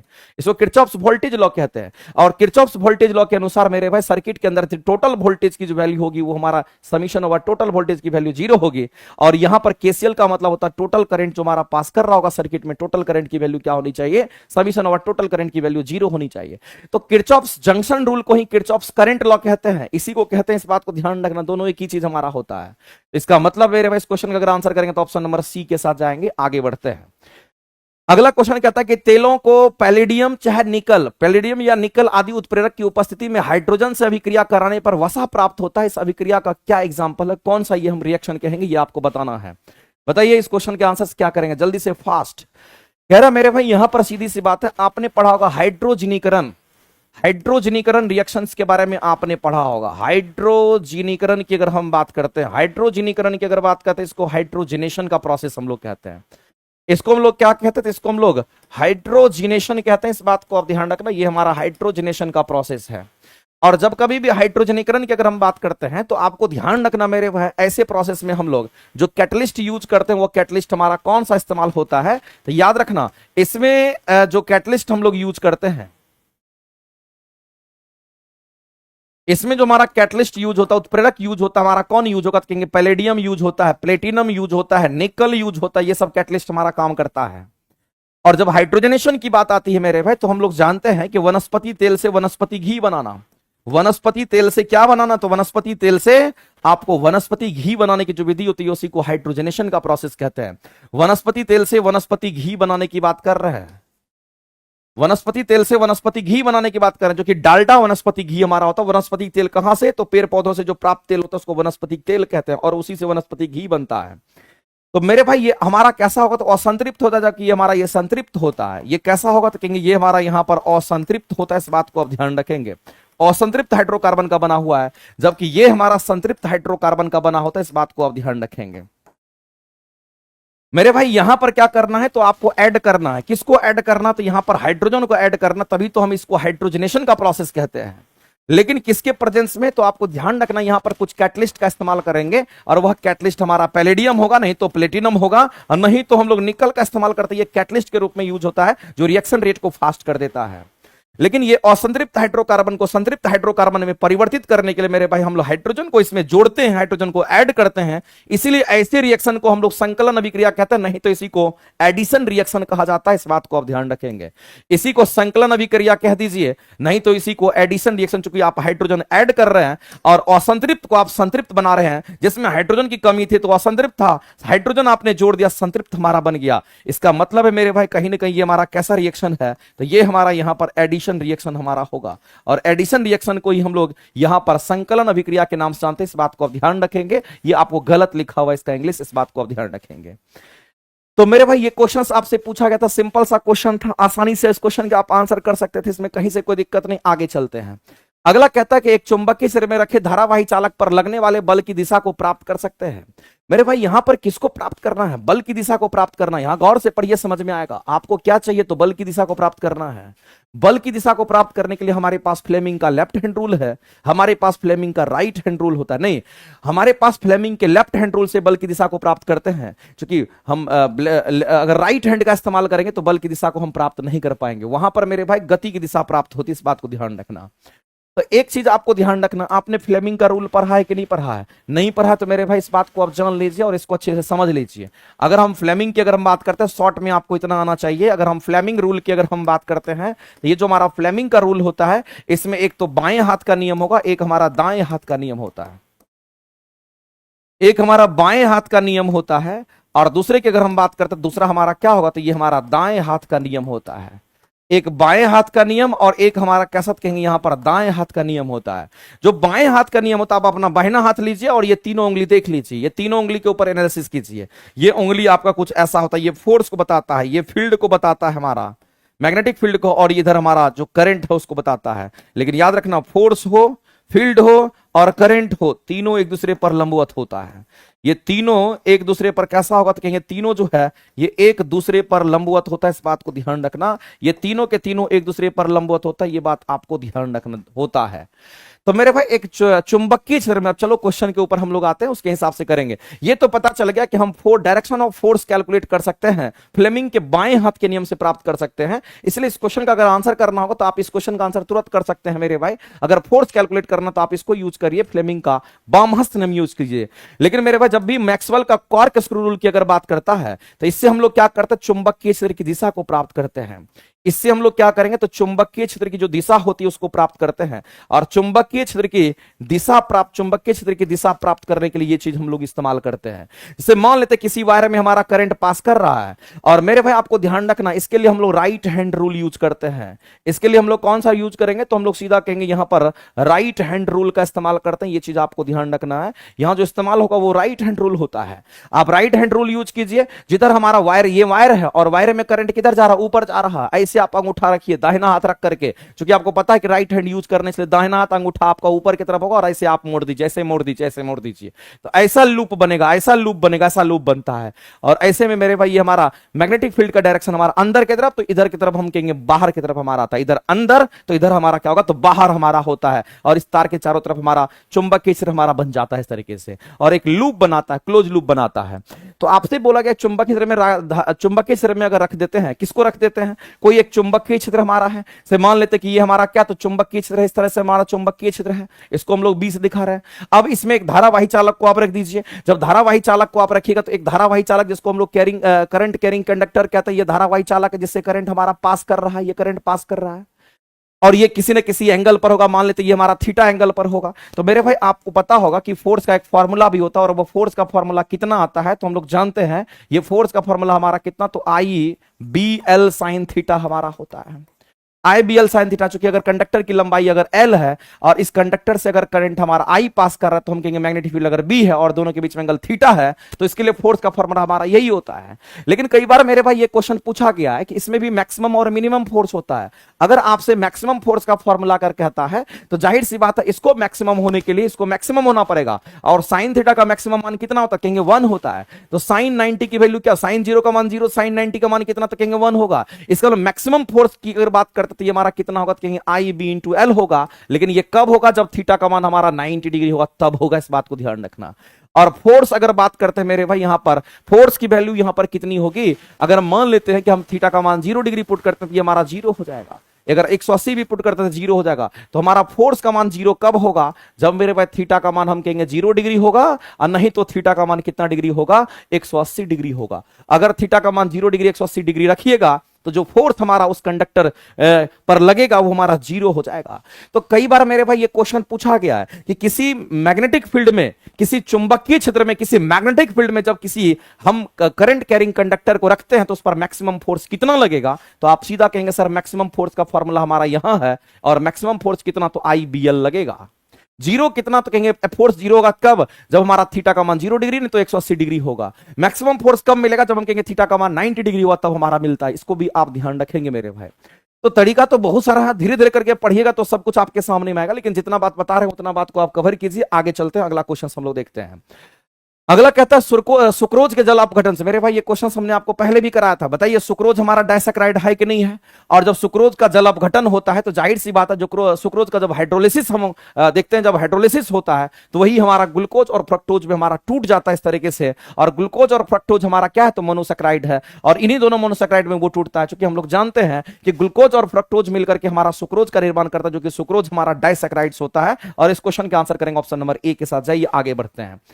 अगला क्वेश्चन मेरे भाई हमारे सामने देखा है नाइट्रिक एसिड का औद्योगिक उत्पादन के लिए। तो आपको ध्यान रखना मेरे भाई, ये तो बहुत ही फेमस क्वेश्चन है। अगर हम ऑस्टवाल्ड प्रोसेस की बात करते हैं, हम किसकी बात कर रहे हैं? तो हम यहां पर ऑस्टवाल्ड प्रोसेस की बात कर दो तीन प्रोसेस है जिसको आपको याद रखना है। ऑस्टवाल्ड प्रोसेस से हम लोग क्या करते थे मेरे भाई? नाइट्रिक एसिड का निर्माण करते हैं, इसको हम लोग HNO3 कहते हैं, इसका निर्माण करते हैं। ये बात आपको ध्यान रखना है, इससे नाइट्रिक एसिड का निर्माण होता है। और इसी तरीके से आपको ध्यान रखना है यहां पर जो हम कैटलिस्ट यूज करते हैं वो कौन सा कैटलिस्ट यूज होगा? तो मेरे भाई यहां पर ऑस्टवाल्ड प्रोसेस में जो हम लोग यूज करते हैं हमारा कौन सा कैटलिस्ट का इस्तेमाल करेंगे? तो आपको ध्यान रखना यहां जो हमारा कैटलिस्ट यूज होता है वो हमारा प्लेटिनम हमारा यूज होता है। मेरे भाई प्लेटिनम का हम इस्तेमाल करते हैं, और प्लेटिनम हमारा यहां पर कैटलिस्ट के रूप में काम करता है। आपसे शायद कैटलिस्ट ही यहां से पूछा गया है, तो इस क्वेश्चन का आंसर आप आसानी से कर सकते हैं। सर हमारा कैटलिस्ट जो है हमारा यहां पर करेक्ट आंसर हो जाएगा। कैटलिस्ट तो आप यूज करेंगे और आप गर्म भी करेंगे, कितने? तो 6000 डिग्री सेल्सियस पर आप उसको गर्म भी करते हैं, तब जाकर के नाइट्रिक एसिड का निर्माण हमारा होता है। इस बात को आप ध्यान रखेंगे। आगे इस क्वेश्चन का अगर आंसर करने के लिए जाएंगे तो आंसर हमारा ये हो जाएगा। दूसरी बात मेरे भाई वेनेडियम पेंटाऑक्साइड जो है ये भी हमारा कैटलिस्ट है, आयरन भी हमारा कैटलिस्ट है, प्लेटिनम भी हमारा कैटलिस्ट होता है। इस बात को आप ध्यान रखेंगे। लेकिन वेनेडियम पेंटाऑक्साइड जो हमारा होता है ये कहां पर यूज करते हैं? तो आपने नाम सुना होगा मेरे भाई कॉन्टैक्ट प्रोसेस का, आपने नाम सुना होगा कॉन्टैक्ट प्रोसेस का। और ये जो कॉन्टैक्ट प्रोसेस हमारा होता है ये वैसा प्रोसेस होता है जिस विधि से सल्फ्यूरिक एसिड का निर्माण होता है, जिसको हम लोग H2SO4 का कहते हैं कि इसका निर्माण होता है। इस बात को ध्यान रखना, इसी प्रोसेस से इसका निर्माण होता है। हम कहेंगे संपर्क विधि, इसको हिंदी में कहते हैं संपर्क विधि। इस बात को आप ध्यान रखेंगे, इसको हिंदी में क्या कहेंगे? तो इसको संपर्क विधि कहते हैं। और संपर्क विधि से किसका निर्माण होगा? H2SO4 का निर्माण होता है। लेकिन इसमें जो कैटलिस्ट आप यूज करते हैं ये याद रखना मेरे भाई, डायरेक्ट आपको काम आ जाएगा। और जो कैटलिस्ट हमारा होगा उसको वेनेडियम पेंटाऑक्साइड कहते हैं, V2O5 के नाम से हम लोग जानते हैं। इस बात को ध्यान रखेंगे। अब यहां पर बात आता है कि एक और प्रोसेस इसको हम लोग यहां पर कहते हैं कि आयरन उसके लिए यूज करते हैं। तो मेरे भाई आपने नाम सुना होगा हैबर्स विधि का नाम आपने सुना होगा। एक एक बच्चे को पता होगा कि हैबर्स प्रोसेस हमारा क्या होता है। अमोनिया बनाने की विधि हैबर्स प्रोसेस है। ये किसको बनाने की विधि है? तो आपको पता होगा कि अमोनिया बनाने की जो विधि है, अमोनिया बनाने की विधि को हम लोग हैबर्स प्रोसेस कहते हैं। अमोनिया बनाने की जो विधि है उसको हैबर्स प्रोसेस कहते हैं। और अगर हैबर्स प्रोसेस की अगर हम बात करते हैं, यहां जो हम कैटलिस्ट यूज करते हैं वो कैटलिस्ट हमारा कौन सा होगा? तो याद रखना यहां पर कैटलिस्ट हमारा आयरन यूज होता है। आयरन हमारा कैटलिस्ट के रूप में इस्तेमाल होता है, और इसमें मोलिब्डेनम में मिलाते हैं जो हमारा प्रोमोटर का काम करता है। इस बात को आप ध्यान रखेंगे। तो मेरे भाई आपसे क्वेश्चन सिंपल पूछा गया था, ऑस्टवाल्ड प्रोसेस में नाइट्रिक एसिड का निर्माण आप करते हैं, कौन सा उत्प्रेरक आप यूज करते हैं? जो कैटलिस्ट यूज करते हैं वो प्लेटिनम आप यूज करते हैं। इसलिए इस क्वेश्चन का अगर आंसर करेंगे तो ऑप्शन नंबर बी जो है आपका यहां पर राइट आंसर हो जाएगा। किसी भी सूरत में ध्यान रखना, ये सब प्रोसेस याद रखना, डायरेक्ट आपके एग्जाम में आ जाता है। आगे चलते हैं। अगला क्वेश्चन मेरे भाई यहां पर बाइनोमियल नोमेनक्लेचर की बात करते हैं। बाइनोमियल नोमेनक्लेचर द्विनाम द्विपद्धति की अगर हम बात करते हैं तो मेरे भाई द्विनाम पद्धति की अगर बात करते हैं तो पहला शब्द जीनस और दूसरा शब्द हमारा स्पीसीज होता है। और आप ये बात जानते होंगे मेरे भाई, इसमें कहीं से कोई दिक्कत नहीं है। और ये बाइनोमियल नोमेनक्लेचर जो संबंध दिया है, ये बाइनोमियल नोमेनक्लेचर जो हमारा द्विपद नामकरण जो दिया है वो किसने दिया है? तो मेरे भाई ये बात भी आपको ध्यान रखना है, हम किसकी बात कर रहे हैं? तो बाइनोमियल, ध्यान रखना मेरे भाई, बाइनोमियल नोमेनक्लेचर की बात करते हैं। बाइनोमियल नोमेनक्लेचर की बात करते हैं। इसका जो कंसेप्ट जारी किया, इसका जो संबंध दिया है वो किसने दिया? तो मेरे भाई कैरोलस लीनियस ने दिया। इस बात को ध्यान रखेंगे, किसने दिया? तो कैरोलस लीनियस ने दिया। इस बात को ध्यान, कैरोलस लीनियस ने दिया। इस बात को आप ध्यान, कैरोलस लीनियस ने दिया। इस बात को आप ध्यान रखेंगे। एक लाइन में कहानी सिंपल। दूसरी बात आपको ध्यान रखना है, इसमें दो शब्द, एक तो जीनस और दूसरा हमारा क्या था, कहेंगे दूसरा शब्द हमारा यहां पर जाति के लिए, जिसको स्पेसीज कहते हैं। यहां जीनस हमारा वंश से रिलेटेड होता है, एक कैपिटल लेटर, दूसरा हमारा स्मॉल लेटर में हमारा इस्तेमाल होता है। तो वंश का जो नाम होता है बड़े अक्षर से शुरुआत होता है, जाति का जो नाम होता है वो छोटे अक्षर से शुरुआत होती है, बिल्कुल सही है। जैसे आप देखते होंगे यहां पर जीनस में कैपिटल जी लिखा हुआ है, जबकि यहां स्पेसीज में देखते होंगे स्मॉल एस लिखा हुआ है, इस बात को ध्यान रखना। ये स्टेटमेंट मेरे भाई बिल्कुल सही है। और मुद्रित होने पर नाम इटैलिक में होते हैं और हस्तलिखित होने पर ये रेखांकित होते हैं, इस बात को ध्यान रखेंगे, स्टेटमेंट उन्हीं का है। तो बाइनोमियल नोमेनक्लेचर इसी पर हमारा संबंधित था। इसलिए इस क्वेश्चन का आंसर करेंगे ऑप्शन नंबर डी, आपका राइट हो जाएगा। आगे चलते हैं। अगला होता है मेरे भाई यहां पर ग्लाइकोलाइसिस की जो प्रक्रिया होती है संपन्न कहां पे होती है। तो सबसे पहला चीज मेरे भाई इसमें दो चार बात आपको समझना पड़ेगा। अगर हम ग्लाइकोलाइसिस की बात करते हैं तो एक लाइन में आप जान लीजिए कि जो हमारा ग्लाइकोलाइसिस हमारा है ये क्या है। तो जल ग्लाइकोलाइसिस का मतलब होता है ग्लूकोज टूटने की क्रिया को क्या कहते हैं, ग्लाइकोलाइसिस कहते हैं। इस बात को आप समझिए, ग्लूकोज टूटने की जो क्रिया होती है उसी को क्या कहते हैं, तो ग्लूकोज टूटने की जो क्रिया है उसी को हम ग्लाइकोलाइसिस कहते हैं। लेकिन ग्लाइकोलाइसिस का जो प्रोसेस हमारा होता है, ये ग्लाइकोलाइसिस जो प्रोसेस हमारा होता है ये कहां होता है। तो मेरे भाई आपको ध्यान रखना ये प्लांट में भी होता है, साथ ही साथ आपको ध्यान रखना ये एनिमल में भी होता है, ये प्लांट में भी होगा, एनिमल में भी होगा, साथ ही साथ मेरे भाई बैक्टीरिया वगैरह में भी ये हमारा होता है। ये प्लांट में हो गया, एनिमल में हो गया, बैक्टीरिया में हो गया, एटसेट्रा, इन सब में हमारा ग्लाइकोलाइसिस का प्रोसेस होता है। ये बात आपको ध्यान रखना है। और ग्लाइकोलाइसिस में क्या होगा, तो हम कहेंगे ग्लाइकोलाइसिस में ग्लूकोज टूटता है और इस तरीके से हम कहेंगे यहां पर हमारा क्या हो जाता है, ग्लाइकोलाइसिस टूटने के बाद ग्लाइकोलाइसिस में हम कहते हैं कि हमारा ग्लूकोज टूटता है। इस बात को ध्यान रखेंगे। और जैसे ही ग्लूकोज टूटेगा तो उससे पायरुविक एसिड का निर्माण होगा, पायरुवेट का निर्माण होगा, एटीपी के रूप में एनर्जी मिलेगा, एनएडीएच का हमारा निर्माण होगा, ये सब का निर्माण हमारा होता है। ये बात आपको ध्यान रखना है। लेकिन कुछ चीज हम आपको बहुत इंपॉर्टेंट चीज बताने वाले जो कि आपके काम का है, इसको जरूर नोट करके लिखिएगा, चूंकि आपके एग्जाम में डायरेक्ट आता है।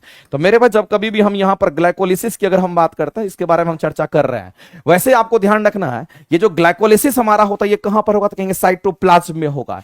साइटोप्लाज्म में हमारा होता है। ये क्रियाएं कहां होगी, तो याद रखना मेरे भाई ये हमारा क्रिया जो होगा ये साइटोप्लाज्म में होता है। ये साइटोप्लाज्म में होता है, इस बात को ध्यान रखेंगे, ये साइटोप्लाज्म में होता है। और साइटोप्लाज्म को कोशिका द्रव कहते हैं। ग्लाइकोलिसिस जो होगा वो साइटोप्लाज्म में होगा, इस बात को आप ध्यान रखेंगे मेरे भाई, कोई दिक्कत नहीं है, साइटोप्लाज्म में होगा। और इससे कितना एनएडीएच मॉलिक्यूल्स का निर्माण होगा, तो ग्लाइकोलिसिस के दौरान मेरे भाई याद रखना 2 एनएडीएच मॉलिक्यूल्स का निर्माण होता है। कितना एनएडीएच, 2 एनएडीएच मॉलिक्यूल्स का निर्माण होता है, इस बात को आप ध्यान रखेंगे। 2 एनएडीएच मॉलिक्यूल्स का निर्माण होता है, ये बात आपको ध्यान रखना। कितना एनएडीएच मेरे भाई, 2 एनएडीएच मॉलिक्यूल्स का निर्माण होता है, इस बात को ध्यान रखेंगे। और इसी साइटोप्लाज्म में कितना एटीपी का निर्माण होगा, तो साइटोप्लाज्म में मेरे भाई 2 एटीपी ऊर्जा का निर्माण होता है, 2 एटीपी का निर्माण होता है, 2 एटीपी ऊर्जा का निर्माण होता है, इस बात को आप ध्यान रखेंगे। यहां पर 2 एटीपी ऊर्जा का निर्माण होता है, यहां पर 2 एटीपी ऊर्जा का निर्माण होता है, ये बात भी आपको मेरे भाई ध्यान रखना इस तरीके से। तो यहां पर कह रहा है कि ग्लाइकोलाइसिस की प्रक्रिया संपन्न जो होती है यहां पर खत्म हो जाता है, जहां पर मेरे भाई वो खत्म हो जाता है कहेंगे कोशिका द्रव में होता है, इस बात साइटोप्लाज्म में होता है। राइबोसोम क्या है मेरे भाई, तो राइबोसोम जो हमारा होता है ये प्रोटीन संश्लेषण का काम करता है, प्रोटीन का फैक्ट्री यानी कि प्रोटीन का निर्माण करता है, इस बात को आप ध्यान रखेंगे। तो प्रोटीन का अगर कोई निर्माण करता तो हमारा कौन होगा, कि हम लोग राइबोसोम की हम बात करते हैं। लेकिन राइबोसोम मेरे भाई यूकैरियोट्स और प्रोकैरियोट्स दोनों सेल में पाया जाता है। राइबोसोम एक ऐसा सेल है मेरे भाई, याद रखना, राइबोसोम की अगर बात करते हैं तो ये राइबोसोम यूकैरियोटिक कोशिका से बने या फिर प्रोकैरियोटिक कोशिका से बने, जो भी हमारे यहां पर जीव जंतु होते हैं उन सब में हमारा क्या होता है, राइबोसोम पाया जाता है। माइटोकॉन्ड्रिया में श्वसन की क्रिया होती है, इस बात को ध्यान रखना। इसमें कैसी क्रिया होगी, तो आपको ध्यान रखना इसमें श्वसन की क्रिया होती है। और जो श्वसन की क्रिया के दौरान क्या होता है, 36 एटीपी ऊर्जा के रूप में हमें बनता है, 36 एटीपी ऊर्जा का निर्माण होता है, इस बात को ध्यान रखना। और 36 एटीपी, एटीपी का मतलब होता है एनर्जी करेंसी, जिसको हम लोग ऊर्जा मुद्रा के नाम से भी जानते हैं। आगे चलते हैं, अगला क्वेश्चन हम लोग देखते हैं क्या कहता है। नेक्स्ट, एक बीजपत्री और द्विबीजपत्री के बीच में कह रहा है कि एक बीजपत्री द्विबीजपत्री तने के बीच, मेरे भाई तना के बीच कह रहा है, तना के बीच एक मुख्य अंतर आपको बताना है। तो सबसे पहले तो आपको एक बीजपत्री पता होना चाहिए, और लगातार आप पढ़ रहे हैं तो आपको पता भी होगा कि एक बीजपत्री हम किसको कहते हैं, इसको इंग्लिश में मोनोकॉट कहते हैं, इसको इंग्लिश में मोनोकॉट कहते हैं। और एक बीजपत्री कहने का मतलब मेरे भाई जिसके बीज जो होंगे वो 2 भाग में नहीं बटेंगे, जिसके बीज की अगर बात करते हैं, जिसके बीज 2 भाग में नहीं बटेंगे। कितने भाग में, तो 2 भाग में। जिसके बीज 2 भाग में नहीं बटेंगे उसको हम लोग कहेंगे, जिसके बीज 2 भाग में नहीं बटेंगे उसको कहेंगे। जैसे मेरे भाई हम एग्जांपल के तौर पर अगर देखेंगे तो हम कहेंगे गन्ना की बात, सॉरी यहां पर गेहूं की बात कर लीजिए, यहां पर मेरे भाई मक्का की बात कर लिए, मक्का का जो बीज होता है क्या दो भाग में बढ़ जाता है? नहीं बढ़ता है। तो वैसे मेरे भाई प्लांट में आप देखते होंगे जिसमें हम कहेंगे एक बीज जो है उसका दो भाग में नहीं बढ़ता है। और याद रखना अगर कोई मोनोकॉट है, एक बीज पत्री हमारा होता है, इसके लिए एक इंपॉर्टेंट इंफॉर्मेशन आपको यह ध्यान में रखना होगा, इसमें नोड और इंटरनोड नहीं पाया जाता है।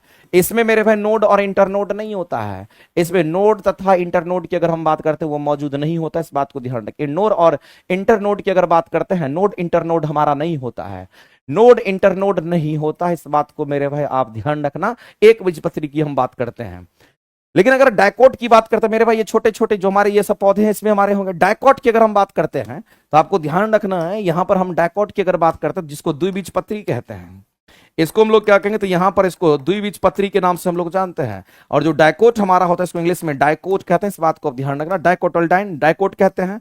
इसके जो बीज होंगे दो भाग में बढ़ जाते हैं, बीज दो भाग में बढ़ जाते हैं, इस बात को ध्यान रखना। इसके बीज दो भाग में बढ़ जाते हैं। इसके बीज कितने भाग में? तो दो भाग में बढ़ जाते हैं, ये बात आपको ध्यान रखना। इसके बीज दो भाग में बढ़ जाते हैं जिसको द्विबीजपत्री हम कहते हैं। और दूसरी बात मेरे भाई अगर हम द्विबीजपत्री की बात करते हैं, इसमें जाइलम और फ्लोएम हमारा पाया जाता है। इसमें जाइलम भी होता है और साथ साथ मेरे भाई आपको ध्यान रखना है जाइलम के साथ हमारा क्या होता है कि यहां पर फ्लोएम भी होता है। तो जाइलम फ्लोएम भी होता है, इस बात को ध्यान रखना।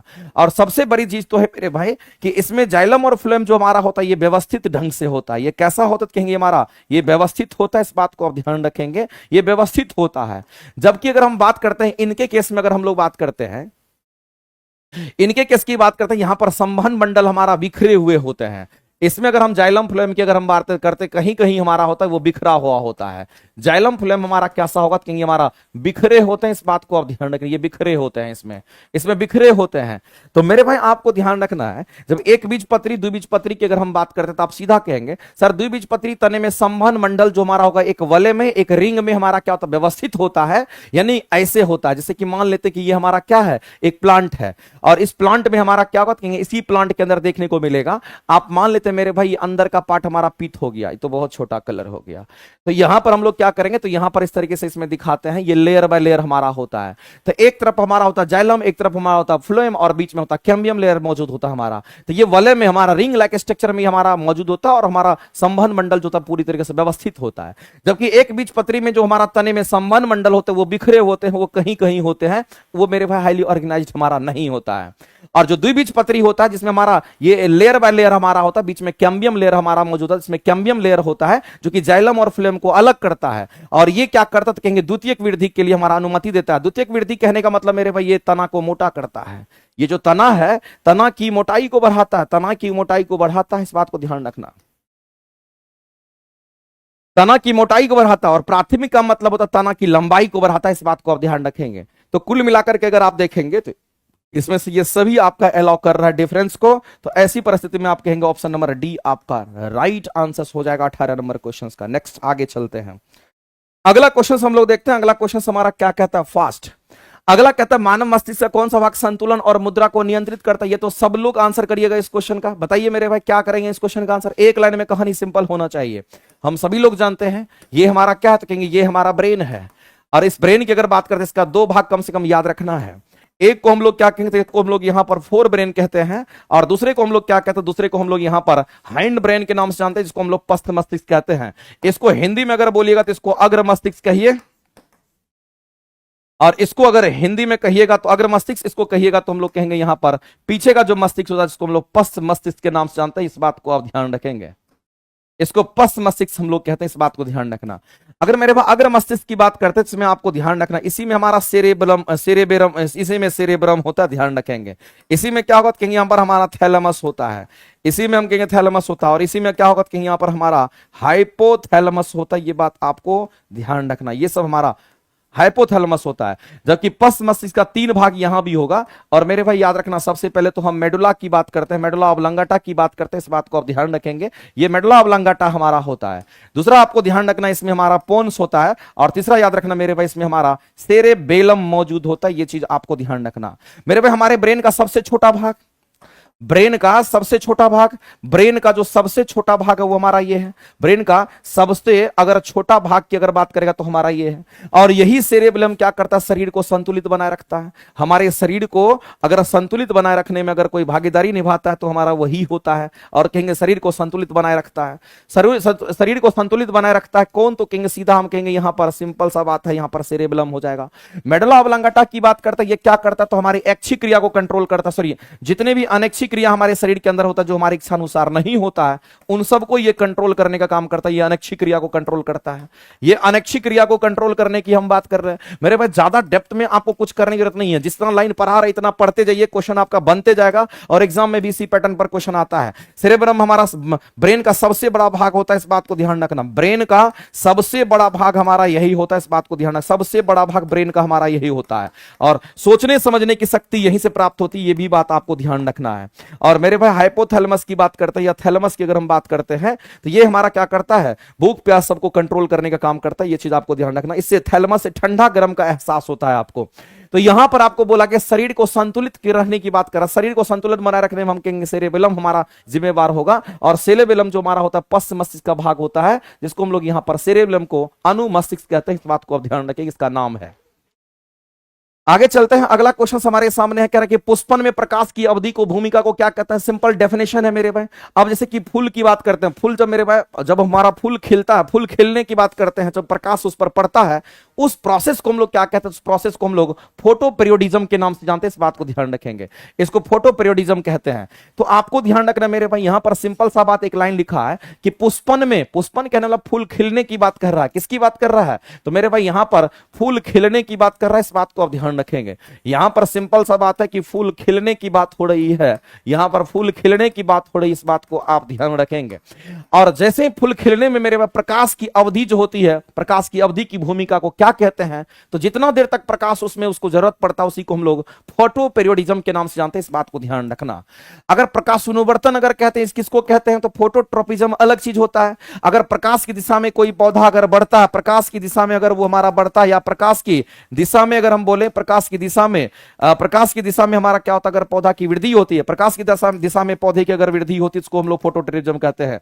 यहां पर इसको हम लोग क्या कहते हैं, तो फोटोट्रिपिज्म कहते हैं। इस बात को ध्यान रखना है, ये बात आपको ध्यान रखना है। आगे चलते हैं मेरे भाई, नेक्स्ट क्वेश्चन की तरफ हम लोग बढ़ते हैं। इस क्वेश्चन का आंसर हमारा ए आंसर करेक्ट करेंगे। नेक्स्ट हमारा क्या है, प्लेसेंटा जो अपड़ा होता है उसका कार्य क्या होता है। हम सभी लोग जानते हैं प्लेसेंटा जिसको हम लोग नाभि कहते हैं। इस बात को आप ध्यान रखेंगे। एक लाइन में कहानी सिंपल है मेरे भाई, जब कभी भी हम किसकी बात करेंगे तो यहां पर हम प्लेसेंटा की बात करते हैं, और प्लेसेंटा कहने का मतलब हम नाभि की बात कर रहे हैं। और अगर हम प्लेसेंटा की बात करते हैं तो मेरे भाई याद रखना कि मां के गर्भ में जो शिशु होता है तो उनको जो पोषण मिलता है वो प्लेसेंटा के माध्यम से मिलता है। तो ध्यान रखना मेरे भाई, हम किसकी बात करते हैं, भ्रूण की बात करते हैं। किसकी बात कर रहे हैं, तो आपको ध्यान रखना कि भ्रूण को पोषण किसी से मिलता है, तो भ्रूण को पोषण हमारा इसी से मिलता है। भ्रूण को पोषण प्राप्त इसी से होता है। इस बात को ध्यान रखना। भ्रूण को पोषण प्राप्त होता है किससे, तो कहेंगे प्लेसेंटा के माध्यम से होता है। मां के गर्भ में जब भ्रूण होता है तो उससे इनको पोषण मिलता है प्लेसेंटा के माध्यम से। और इसी प्लेसेंटा के माध्यम से मेरे में पोषण भी मिलता है। इसी से उनको क्या मिलता है, कहेंगे ऑक्सीजन भी मिलता है। इस बात को आप ध्यान रखें, इसी से ऑक्सीजन भी मिलता है और इसी से अपशिष्ट पदार्थ को वो बाहर भी करता है। इसी से अपशिष्ट पदार्थ को क्या करता है, तो अपशिष्ट पदार्थ को मेरे भाई यहां पर अपशिष्ट पदार्थ बाहर भी करता है। इस बात को आप ध्यान रखेंगे। तो ये चीज आपको ध्यान रखना। तो दो बात तो हमारा यहां पर इसका फंक्शन से इंपॉर्टेंट है। एक फंक्शन ये इंपॉर्टेंट है क्योंकि भ्रूण को ऑक्सीजन भी मिलेगा और पोषण भी प्रदान करता है। कौन, प्लेसेंटा। दूसरा है कि भ्रूण से अपशिष्ट पदार्थ को क्या करता है, तो ये बाहर भी करता है। तीसरा मेरे भाई सबसे इंपॉर्टेंट चीज हमारा ये जो प्लेसेंटा हमारा होता है गर्भाशय के, आप ये कह सकते हैं, ये कह सकते हैं गर्भकाल के दौरान ये क्या करता है, तो एससीजी और प्रोजेस्टेरोन हार्मोन का सिक्रेशन भी करता है, सॉरी इसका निर्माण भी करता है। तो इसको भी आप ध्यान रखेंगे, ये भी चीज काम का है। प्लेसेंटा की बात करें जिसको हम लोग नाभि कहते हैं, इनका क्या काम है, इनका एक और फंक्शन हमारा होता है जिसको हम लोग कहते हैं एचसीजी। यहां पर हम लोग एससीजी की हम बात करते हैं, इसको हम लोग यहां पर एससीजी का फुल फॉर्म हमारा होता है ह्यूमन कोरियोनिक गोनेडोट्रोपिन की नाम हम बात करते हैं। यहां पर इसको मेरे भाई हम लोग कहेंगे, ये हमारा क्या कहेंगे, यहां पर ह्यूमन कोरियोनिक गोनाडोट्रोपिन की बात करते हैं। इस बात को ध्यान, ये हमारा गोनाडोट्रोपिन की हम बात करते हैं। गोनाडोट्रोपिन की हम बात करते हैं, ये हमारा हार्मोन हो गया। तथा मेरे भाई यहाँ पर प्रोजेस्टेरोन हार्मोन की बात करते हैं, यहाँ पर किसकी बात कर रहे हैं, तो प्रोजेस्टेरोन हार्मोन की बात करते हैं। ये जो प्रोजेस्टेरोन हार्मोन का हमारा यहाँ पर निर्माण भी करता है, इस बात को आप ध्यान रखना, इनका निर्माण भी करता है, ये चीज आपको ध्यान रखना है। तो ये सभी काम इनके होते हैं, इनका मतलब है ये भी हमारा स्टेटमेंट क्या तो कहेंगे करेक्ट है, इसमें कहीं से कोई दिक्कत नहीं है। और इस क्वेश्चन का अगर आंसर करने के लिए जाएंगे तो ऑप्शन नंबर हम लोग 1 से अधिक लगाएंगे और डी जो है हमारा करेक्ट आंसर यहां से हो जाएगा। आगे चलते हैं,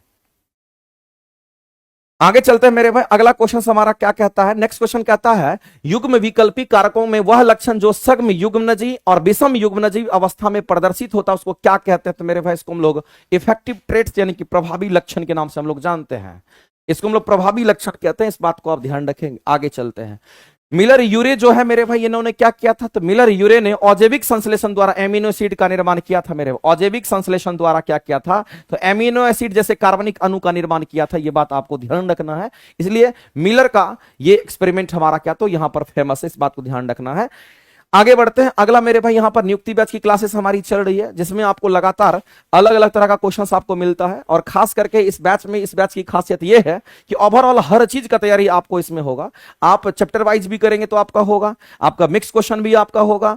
आप मेरे भाई इसमें चाहे फिजिक्स हो, केमिस्ट्री हो, बायो, हर एक चैप्टर से क्वेश्चंस आपको मिलेंगे और बार बार उसी को करना ताकि आपकी तैयारी बहुत बेहतर हो पाएगी। तो ये क्लासेस आपको प्लेटफॉर्म बाय नवीन कुमार सिंह एप्लीकेशन पर अवेलेबल है, इसका पीडीएफ वगैरह निकाल करके जम करके क्वेश्चंस बनाइए, जिससे आपको बहुत बेनिफिट होना। आगे चलते हैं, अगला क्वेश्चन हमारा क्या कहता है मेरे भाई, यहां पर जेल इलेक्ट्रोफोरेसिस हमारा क्या होता है। ये टर्म बायोलॉजिकल टर्म है, इसको हम लोग यहां पर समझते हैं। और थोड़ा बहुत मेरे भाई इतना ये सब चीज वैसे आता नहीं, लेकिन आपको थोड़ा बहुत जान लेना कि जेल इलेक्ट्रोफोरेसिस हमारा टर्म क्या है, इसको आप थोड़ा बहुत जान लीजिए। अगर जेल इलेक्ट्रो फोरेसिस की अगर हम बात करते हैं, जेल इलेक्ट्रो अगर फोरेसिस की अगर हम बात करते हैं, तो मेरे भाई ये हमारा क्या है, तो एक टेक्निक होता है, इस बात को ध्यान रखने। ये क्या है तो कहेंगे हमारा एक टेक्निक है, और इस टेक्निक का इस्तेमाल कहां पे करते हैं, इस टेक्निक का इस्तेमाल हम लोग किस लिए करते हैं, इस टेक्निक का इस्तेमाल हम लोग कहां पे करते हैं, ये आपको बताना है मेरे भाई। तो आपको ध्यान रखना, इस टेक्निक का जो इस्तेमाल करते हैं, ये जो टेक्निक हमारा इस्तेमाल होता है, इस टेक्निक का इस्तेमाल हम लोग कहां पे करते हैं, तो आपको ध्यान रखना है, इसको हम लोग करते हैं डीएनए को सेपरेट करने के लिए, इस बात को ध्यान रखेंगे। इसको हम लोग कहां पे, तो डीएनए को सेपरेट करने के लिए इसका इस्तेमाल करते हैं, इस बात को ध्यान रखना। डीएनए को सेपरेट करने के लिए इसका इस्तेमाल करते हैं, ये चीज आपको ध्यान रखना। डीएनए को सेपरेट करने के लिए इसका इस्तेमाल करते हैं, ये चीज आपको ध्यान रखना है, ये आपको ध्यान रखना। और डीएनए को जो सेपरेट करने की बात आती है मेरे भाई, ये अकॉर्डिंग टू हमारा क्या होगा, तो कहेंगे अकॉर्डिंग टू साइज हमारा सेपरेट करता है, अकॉर्डिंग टू साइज के हिसाब से इसको सेपरेट करता है। और यही चीज आपसे एग्जाम में पूछा गया, यहां पर आकार के हिसाब से उसको क्या करता है, तो कहेंगे डीएनए के खंड को अलग कर देता है, यानी कि डीएनए को सेपरेट करने के लिए हमारा ये टेक्निक यूज होता है, बायोलॉजिकल टर्म है, और वह अकॉर्डिंग टू साइज हमारा सेपरेट करता है, इसको आप ध्यान रखेंगे। आगे चलते हैं, अगला क्वेश्चन हम लोग देखते हैं। अगला कह रहा है कि मेरे पास प्रोजेक्टाइल मोशन के पथ में उच्चतम बिंदु पर वेग और त्वरण के बीच में हमारा कितना कोण बनेगा। सबसे पहला चीज तो आप ये समझ लीजिए, जब कभी भी आपको प्रोजेक्टाइल मोशन की अगर बात करेगा, किसकी बात करेगा, अगर प्रोजेक्टाइल मोशन की आपसे बात करता तो मेरे भाई प्रोजेक्टाइल मोशन हमारा 2 डायमेंशनल मोशन होता है, 2D मोशन होता है, इस बात को आप ध्यान रखेंगे। और 2D मोशन में आपको पता होगा कि कुछ इस तरीके का हमारा मोशन होता है। मान लेते कि किसी वस्तु को आपने फेंका और वस्तु हमारा आगे भी बढ़ा और ऊपर भी गया, इसको मतलब कहते हैं ये हमारा एक्स एक्सिस हमारा है, और ये हमारा क्या कहेंगे यहाँ पर वाई एक्सिस है। यहां से आपने किसी भी वस्तु को जब आप फेंका तो आप देखा कि मेरे भाई इस तरह का पाथ लेता है, और इसी पाथ को हम लोग क्या कहते हैं, ये पाथ हमारा पैराबोलिक पाथ है, इस बात को आप ध्यान रखेंगे। इसको हम लोग पैराबोलिक पाथ के नाम से जानते हैं, जो कि परवलयाकार पथ होता है। अब मामला क्या है कि जब आप किसी भी वस्तु को यहां से फेंकोगे, जब यहां से किसी वस्तु को ऐसे करके फेंकोगे तो इसको यू वेलोसिटी से फेंकोगे, ये एंगल हमारा कितना कहेंगे, थीटा होगा। इसका एक कंपोनेंट इधर होगा, इसको हम लोग यू कॉस थीटा कहते हैं, जबकि इसका एक कंपोनेंट इधर होगा, जिसको हम लोग यू साइन थीटा के नाम से जानते हैं। मेरे भाई आपसे क्वेश्चन पूछा गया है कि प्रक्षेप जो हमारा गति है उसमें पथ के उच्चतम बिंदु पर आपको पहुंचना है, तो इस पथ का रास्ता तो यही है हमारा जो पैराबोलिक पाथ है। आप किसी भी चीज को फेंकिएगा तो इसे फेंकिएगा, इसका मतलब ऊपर भी गया और आगे भी बढ़ा, आगे बढ़ाने के लिए ये रिस्पॉन्सिबल है, ऊपर ले जाने के लिए यू साइन थीटा रिस्पॉन्सिबल है। तो मेरे भाई जब उच्चतम बिंदु की बात करेगा, इसका मतलब कहीं ना कहीं हमारा यहां की बात कर रहा है, इस जगह की बात कर रहा है। अब देखिए अगर हम किसी चीज को यहां से फेंके तो ये यहां गया और यहां से नीचे आने लगा, इसका मतलब कहीं ना कहीं ऊपर ले जाने वाला जो वेलोसिटी होगा वो कहीं ना कहीं हमारा जीरो हो गया। लेकिन मेरे भाई याद रखना, you cos theta you cos theta you cos theta कहीं नहीं बदलता, ये वैल्यू आपको हमेशा बना रहेगा। तो कहेंगे यू कॉस थीटा आपका हमेशा हमेशा हर जगह यही रहेगा, इसमें कोई परिवर्तन नहीं होता है। सिर्फ वाई डायरेक्शन का जो कंपोनेंट होगा वेलोसिटी का वो जीरो होता चला जाएगा, यहां पर ज्यादा होगा फिर धीरे धीरे कम होते होते होते यहां जीरो हो जाएगा हमारा इस पोजीशन पर। लेकिन आपसे क्वेश्चन में बोला गया है कि उच्चतम बिंदु पर वेग और त्वरण के बीच कोण क्या होगा, तो उच्चतम बिंदु पर वेग और उच्चतम बिंदु पर त्वरण, उन दोनों के बीच का कोण क्या होगा? तो मेरे भाई एक बात बताइए, जब आप किसी भी चीज को जब आप ऊपर की ओर फेंके तो जाहिर सी बात है यहां पर जो वेग होगा एक ही वेग होगा, और एक वेग कौन सा होगा? कहेंगे हमारा u cos थीटा के रूप में होगा। और इस जगह पर जो त्वरण होगा वो कौन सा त्वरण होगा? क्योंकि हमारा गुरुत्वीय त्वरण काम करेगा, और गुरुत्वीय त्वरण तो हमेशा नीचे काम करता है, और इन दोनों के बीच में एंगल कितना डिग्री होता है? यहां पर थीटा का मान 90 डिग्री हो जाएगा। और ऐसी परिस्थिति में आप डायरेक्ट कहेंगे सर उच्चतम बिंदु पर u cos थीटा हमारा वेग है और g हमारा गुरुत्वीय त्वरण है, इन दोनों के बीच में 90 डिग्री एंगल बनेगा। और इस क्वेश्चन का आंसर करेंगे ऑप्शन नंबर सी हमारा राइट हो जाएगा। इस तरीके से 45 डिग्री नहीं होगा, कुछ भी नहीं बोलना, सीधा समझ करके आंसर करना। इस तरीके से आंसर करेंगे हमारा कितना? तो 90 डिग्री करेक्ट आंसर हो जाएगा। आगे चलते हैं। निम्नलिखित में से कौन सा ऑर्थोपोडा के बारे में बोला गया? मेरे पे हम सभी लोग जानते हैं कि जब ऑर्थोपोडा की हम बात करते हैं तो ऑर्थोपोडा हमारा क्या है? तो जीव जंतु का सबसे बड़ा संघ माना जाता है, आप सभी लोग जानते हैं। हम किसकी बात कर रहे हैं? तो हम यहां पर ऑर्थ्रोपोडा की बात कर रहे हैं। और एक बात जान लीजिए, ऑर्थ्रोपोडा हमारा है जीव जंतु का सबसे बड़ा संघ माना जाता है। इसको हम लोग कहते हैं कि जीव जंतु का सबसे जो बड़ा संघ होगा, जीव जंतु का सबसे जो बड़ा संघ हमारा होगा उसको क्या कहते हैं? तो जीव जंतु का सबसे बड़ा संघ हमारा ऑर्थ्रोपोडा होता है। और मेरे भाई याद रखना, इसमें ज्वाइंटेड लेग्स होता है। इसमें कैसा लेग होगा? तो इसमें ज्वाइंटेड लेग्स होता है, ये बात आपको ध्यान रखना है। इसमें ये जीव जंतु का सबसे बड़ा, और उसके बाद ये ज्वाइंटेड लेग्स होगा। और ध्यान रखना, इसका जो शरीर का बाहरी आवरण होता है वो काइटिन का बना होता है। मेरे भाई इसके शरीर का जो बाहरी आवरण होता है, शरीर का बाहरी आवरण की अगर हम बात करते हैं, शरीर के जो बाहरी आवरण होते हैं, शरीर का बाहरी आवरण की अगर बात करते हैं, ये किसका बना होगा? तो कहेंगे शरीर का बाहरी आवरण काइटिन का बना होता है। इस बात को आप ध्यान रखेंगे, ये काइटिन का बना होता है, ये चीज आपको ध्यान रखना है। जैसे कवक, अगर हम कभी का कवक की कोशिका भी थी काइटिन की बनी होती, उसी तरह से हमारा ऑर्थोपोडा जो होता है उसका शरीर जो का बाहरी आवरण जो होता है हमारा किसका बना होता है? याद रखना मेरे भाई, यहां पर हम सीधा कह सकते हैं काइटिन का बना हो सकता है। दूसरी बात, ये ट्रैकिया वगैरह से हमारा सांस लेता है। और दूसरी बात आपको ध्यान रखना मेरे भाई कि जब कभी भी ऑर्थोपोडा की बात करता है, इसके शरीर के 3 भाग होते हैं। इसके शरीर के कितने भाग होते हैं मेरे भाई? तो इसके शरीर के 3 भाग होते हैं। इस बात को ध्यान रखने से, शरीर के कितने भाग होते हैं? तो शरीर के 3 भाग होते हैं। इस बात को ध्यान रखना मेरे भाई, ये 3 भाग में हमारा बटा हुआ रहता है, 3 भाग में। और ऑर्थोपोडा में सभी कीट हमारा शामिल है। इसमें आप देखेंगे तो आप कहेंगे सर मक्खी भी इसी में आता है, हमारा मच्छर भी हमारा इसी में आता है। मक्खी हो गया, मच्छर हो गया, मधुमक्खी हो गया। याद रखना मेरे भाई, मच्छर हो गया, मधुमक्खी हो गया, मच्छर हो गया, मधुमक्खी हो गया, मक्खी हो गया। इस तरह से आप कहेंगे यहां पर हमारा बिच्छू हो गया, एटसेट्रा। मकरा मकरी इसी में आता है। इस बात को ध्यान रखना, जो मकड़ी वगैरह आता है इसी में आता है, मकरा मकरी जो भी आप पढ़ते हैं ये सब हमारा इसी में आता है। कीट वगैरह इसी में हमारा शामिल होता है। तो इसमें सेगमेंटेड बॉडी, खंडित शरीर, इसमें खंडित शरीर किसका होता है? एनिलिडा का होता है। इस बात को ध्यान रखना, जो एनिलिडा संघ के जो जीव होते हैं इसमें जोंक केचुआ वगैरह आता है। एनिलिडा संघ के जो जीव होते हैं उसकी हम बात करते हैं। एनिलिडा संघ के जो जीव होते हैं मेरे भाई, इस एनिलिडा संघ के जीव जो होते हैं उसमें खंडित शरीर होता है। और एनिलिडा संघ के जीव हमारे कौन से होंगे? तो याद रखना, जोंक हो गया। इसके बाद अगर हम बात करते हैं तो केचुआ, जिसको अर्थवर्म कहते हैं, जो मिट्टी को भुरभुरा बनाता है। और उसके बाद हम कहेंगे यहां पर नेरिस की बात करते हैं, ये हमारा एग्जाम्पल है इसका। लेकिन इसमें ज्वाइंटेड लेग्स होगा तो ये तो इसका आंसर नहीं होगा, क्योंकि ये हमारा एनिलिडा संघ का जीव होता है।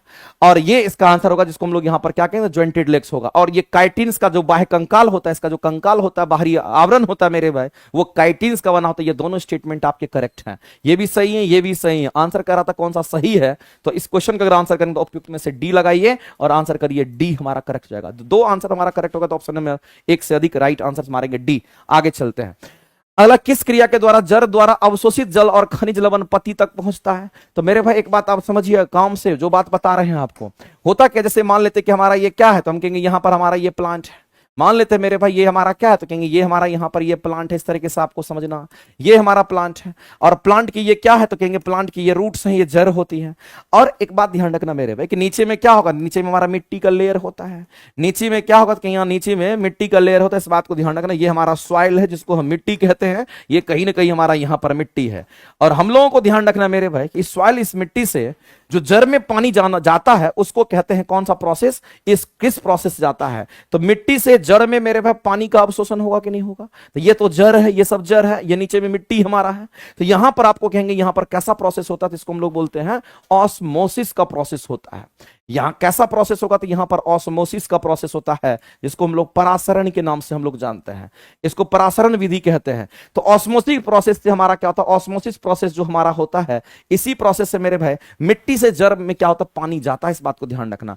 अब पानी में घुले हुए खनिज लवण अगर हमारा पूरे प्लांट में चढ़ता है तो आपको पता होगा कि इस प्लांट में जाइलम और फ्लेम हमारा मौजूद होता है, और जब प्लांट में पानी ऊपर की ओर चढ़ता है इसको कैपिलरी एक्शन कहते हैं। इसको क्या कहेंगे मेरे भाई, तो आपको ध्यान रखना, इसको हम लोग कैपिलरी एक्शन कहते हैं। पानी द्रव का ऊपर चढ़ना या नीचे उतरना ही हमारा कैपिलरी एक्शन कहता है, इसको केशिकत्व की घटना कहते हैं। अब मेरे भाई जिससे चढ़ेगा उसको हम क्या कहेंगे, तो कैपिलरी एक्शन किस में होगा, तो आपको ध्यान रखना मेरे भाई कैपिलरी एक्शन जो होता है हमारा जाइलम में होता है, इस बात को ध्यान रखेंगे। ये किस में होगा, तो जाइलम में होगा। और जाइलम हमारा क्या है, तो कहेंगे जाइलम जो हमारा होता है ये एक संवहनी उत्तक होता है। संवहनी उत्तक में हमारा कौन कौन आता है, तो संवहनी उत्तक में हमारा जाइलम और फ्लेम दोनों आता है, इसलिए जाइलम को हम यहां पर कहेंगे ये कहीं ना कहीं हमारा संवहनी उत्तक है, इस बात को आप ध्यान रखेंगे। ये जल में घुले हुए खनिज लवण को ऊपर भेजता है, और जाइलम जो हमारा होता है ये यूनिडायरेक्शनल होता है, इस बात को ध्यान रखना। एक ही दिशा में क्या करता है, तो कहेंगे खनिज लवण को ऊपर की ओर भेजता है। मेरे भाई इसका इंग्लिश गलत लिखा हुआ है, कह रहा है कि किस क्रिया के द्वारा जड़ द्वारा अवशोषित जल और खनिज लवण को पत्ती तक पहुंचाने का काम करता है, तो मेरे भाई इसको ऊपर चढ़ रहा है, जिसको कैपिलरी एक्शन कहते हैं। कैपिलरी एक्शन कहने का मतलब एसेंट ऑफ सैप की बात कर रहा है। सैप का मतलब जो द्रव पदार्थ होंगे, खनिज लवण होंगे, एसेंट का मतलब ऊपर चढ़ने की बात करेगा। तो मेरे भाई या तो कैपिलरी एक्शन कह दीजिए या इसी को आप क्या कह दीजिए, इसी को आप एसेंट ऑफ सैप के नाम से बोल दीजिए, दोनों आपका चलेगा, दोनों आपका चलेगा, इसमें कोई दिक्कत नहीं है। आप कैपिलरी एक्शन कहिए या इसी को आप एसेंट ऑफ सैप कह दीजिए, एसेंट ऑफ सैप कह दीजिए, आपका ये भी चलेगा।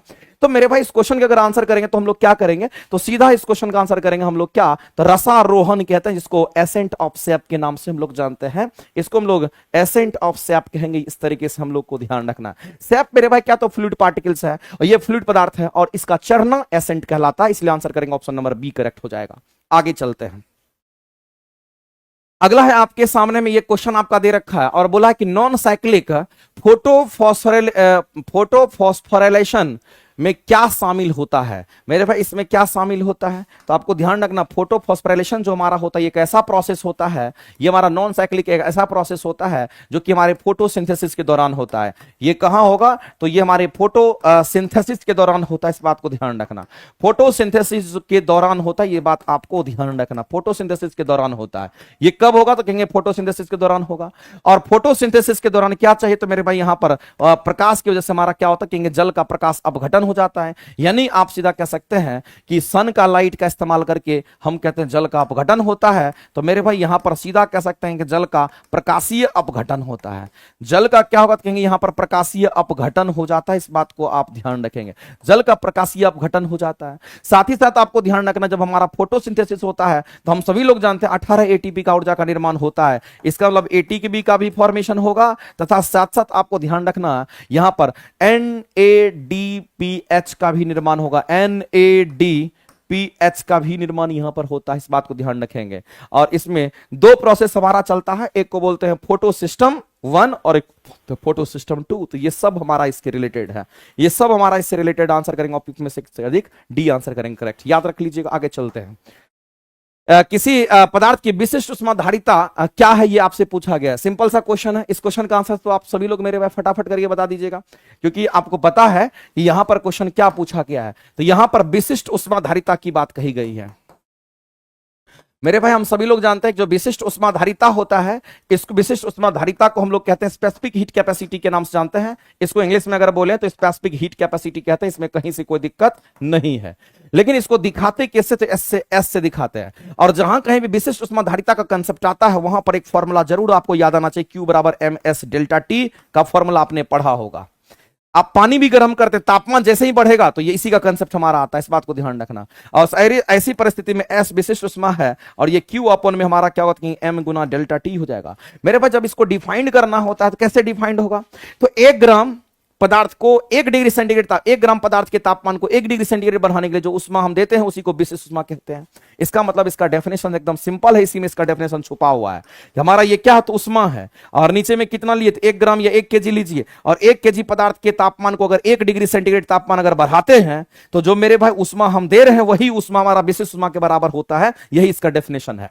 तो यहां कह रहा है हमारा कि पदार्थ के इकाई द्रव्यमान की बात करते हैं, यानी 1 केजी की हम बात करते हैं, और 1 तापमान यानी 1 डिग्री सेंटीग्रेड टेम्परेचर बढ़ाने की बात करते हैं, इस पदार्थ का 1 डिग्री सेंटीग्रेड टेम्परेचर बढ़ाने के लिए जो आवश्यक हमारा उष्मा होगा वही आवश्यक उष्मा कहीं ना कहीं विशेष उष्मा के बराबर हो जाता है। इस बात को आप ध्यान रखेंगे। इसी को हम लोग क्या कहें तो ये हमारा आंसर हो जाएगा। इसका ये परफेक्ट डेफिनेशन होता है। आप फॉर्मूला से भी मेरे बेसिक डेफिनेशन को याद रख सकते हैं, रटने की एकदम जरूरत नहीं, इस बात को ध्यान रखना। और कभी भी होगा तो यूनिट मास और यूनिट टेम्परेचर डिफरेंस में ही हमारा होता है, इस बात को ध्यान रखना। आगे चलते हैं।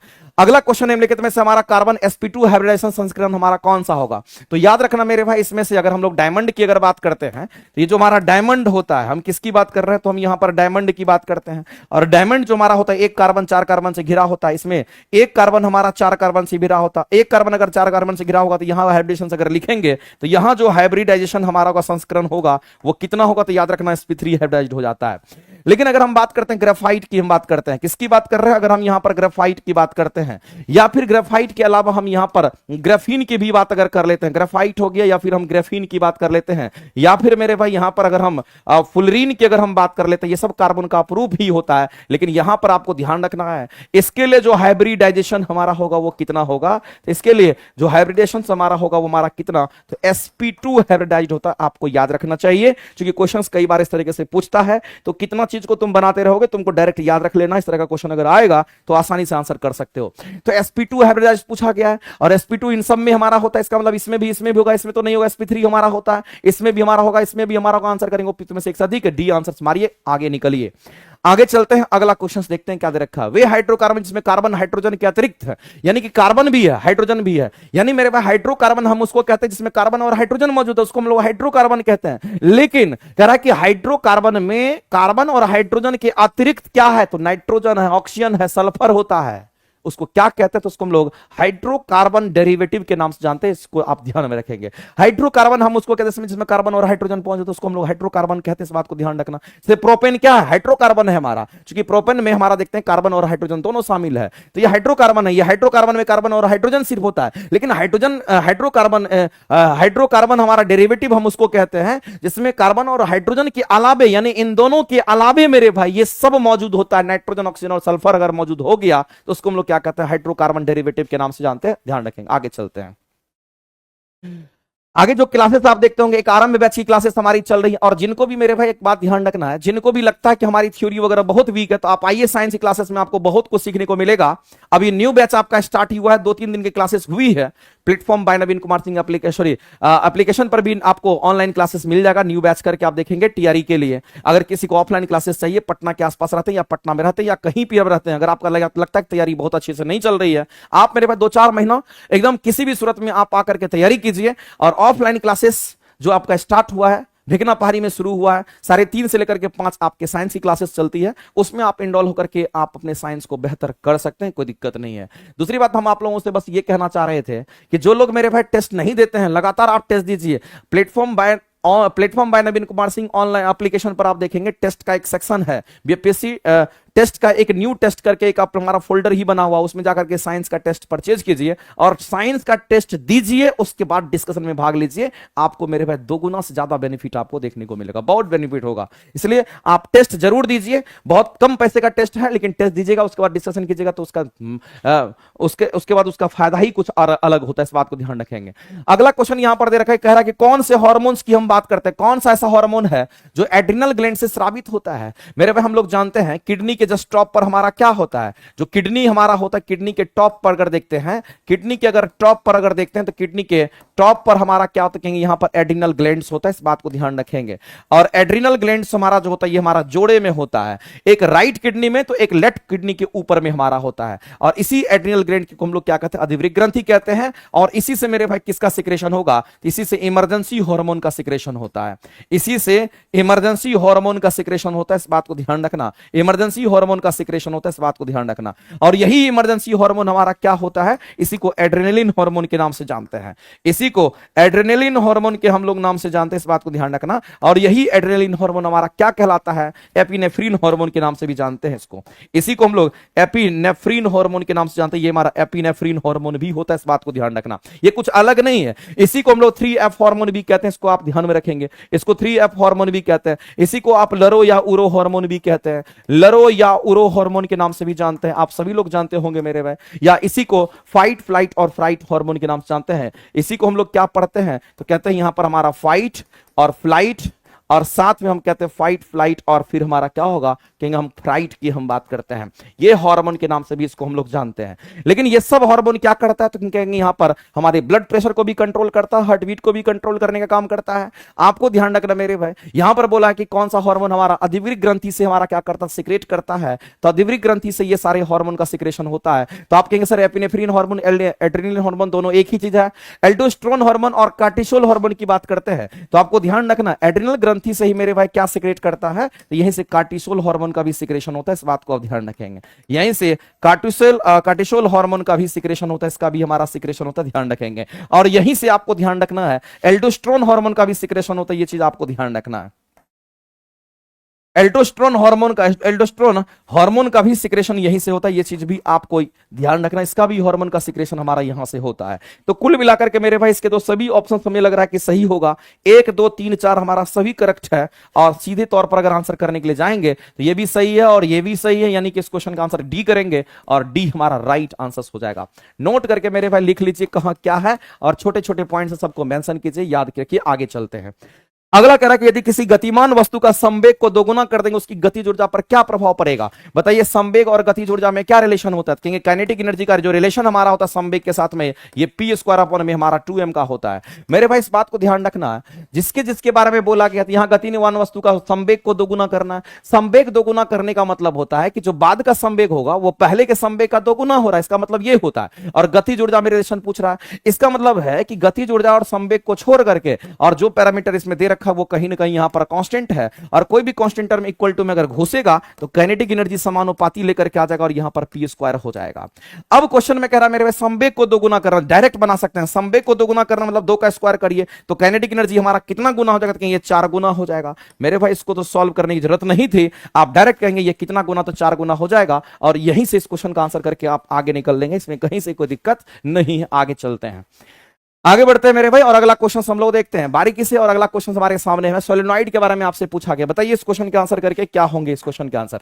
मेरे भाई यहां पर आपको ध्यान रखना है, परिनालिका की बात करते हैं हम, सोलेनॉइड की बात करते हैं, और सोलेनॉइड को हम लोग क्या कहते थे, इसको हम लोग परिनालिका के नाम से जानते हैं। अगर हम परिनालिका की बात करते हैं, सोलेनॉइड की अगर हम बात करते हैं, तो एक बात आप जान लीजिए मेरे भाई, सोलेनॉइड हमारा क्या है, तो यही तो हमारा सोलेनॉइड होता है। और जब इसमें हम करंट देते हैं, जब करंट देते हैं तो इसमें चुंबकीय गुण आता है, इस बात को आप सभी लोग जानते होंगे। यहां पर साउथ पोल और नॉर्थ पोल बन जाता है, यानी जैसे ही आप इस वायर में करंट दीजिएगा तो इसमें हम कहेंगे यहां पर हमारा क्या बन जाएगा, तो कहेंगे साउथ पोल और नॉर्थ पोल बन जाता है।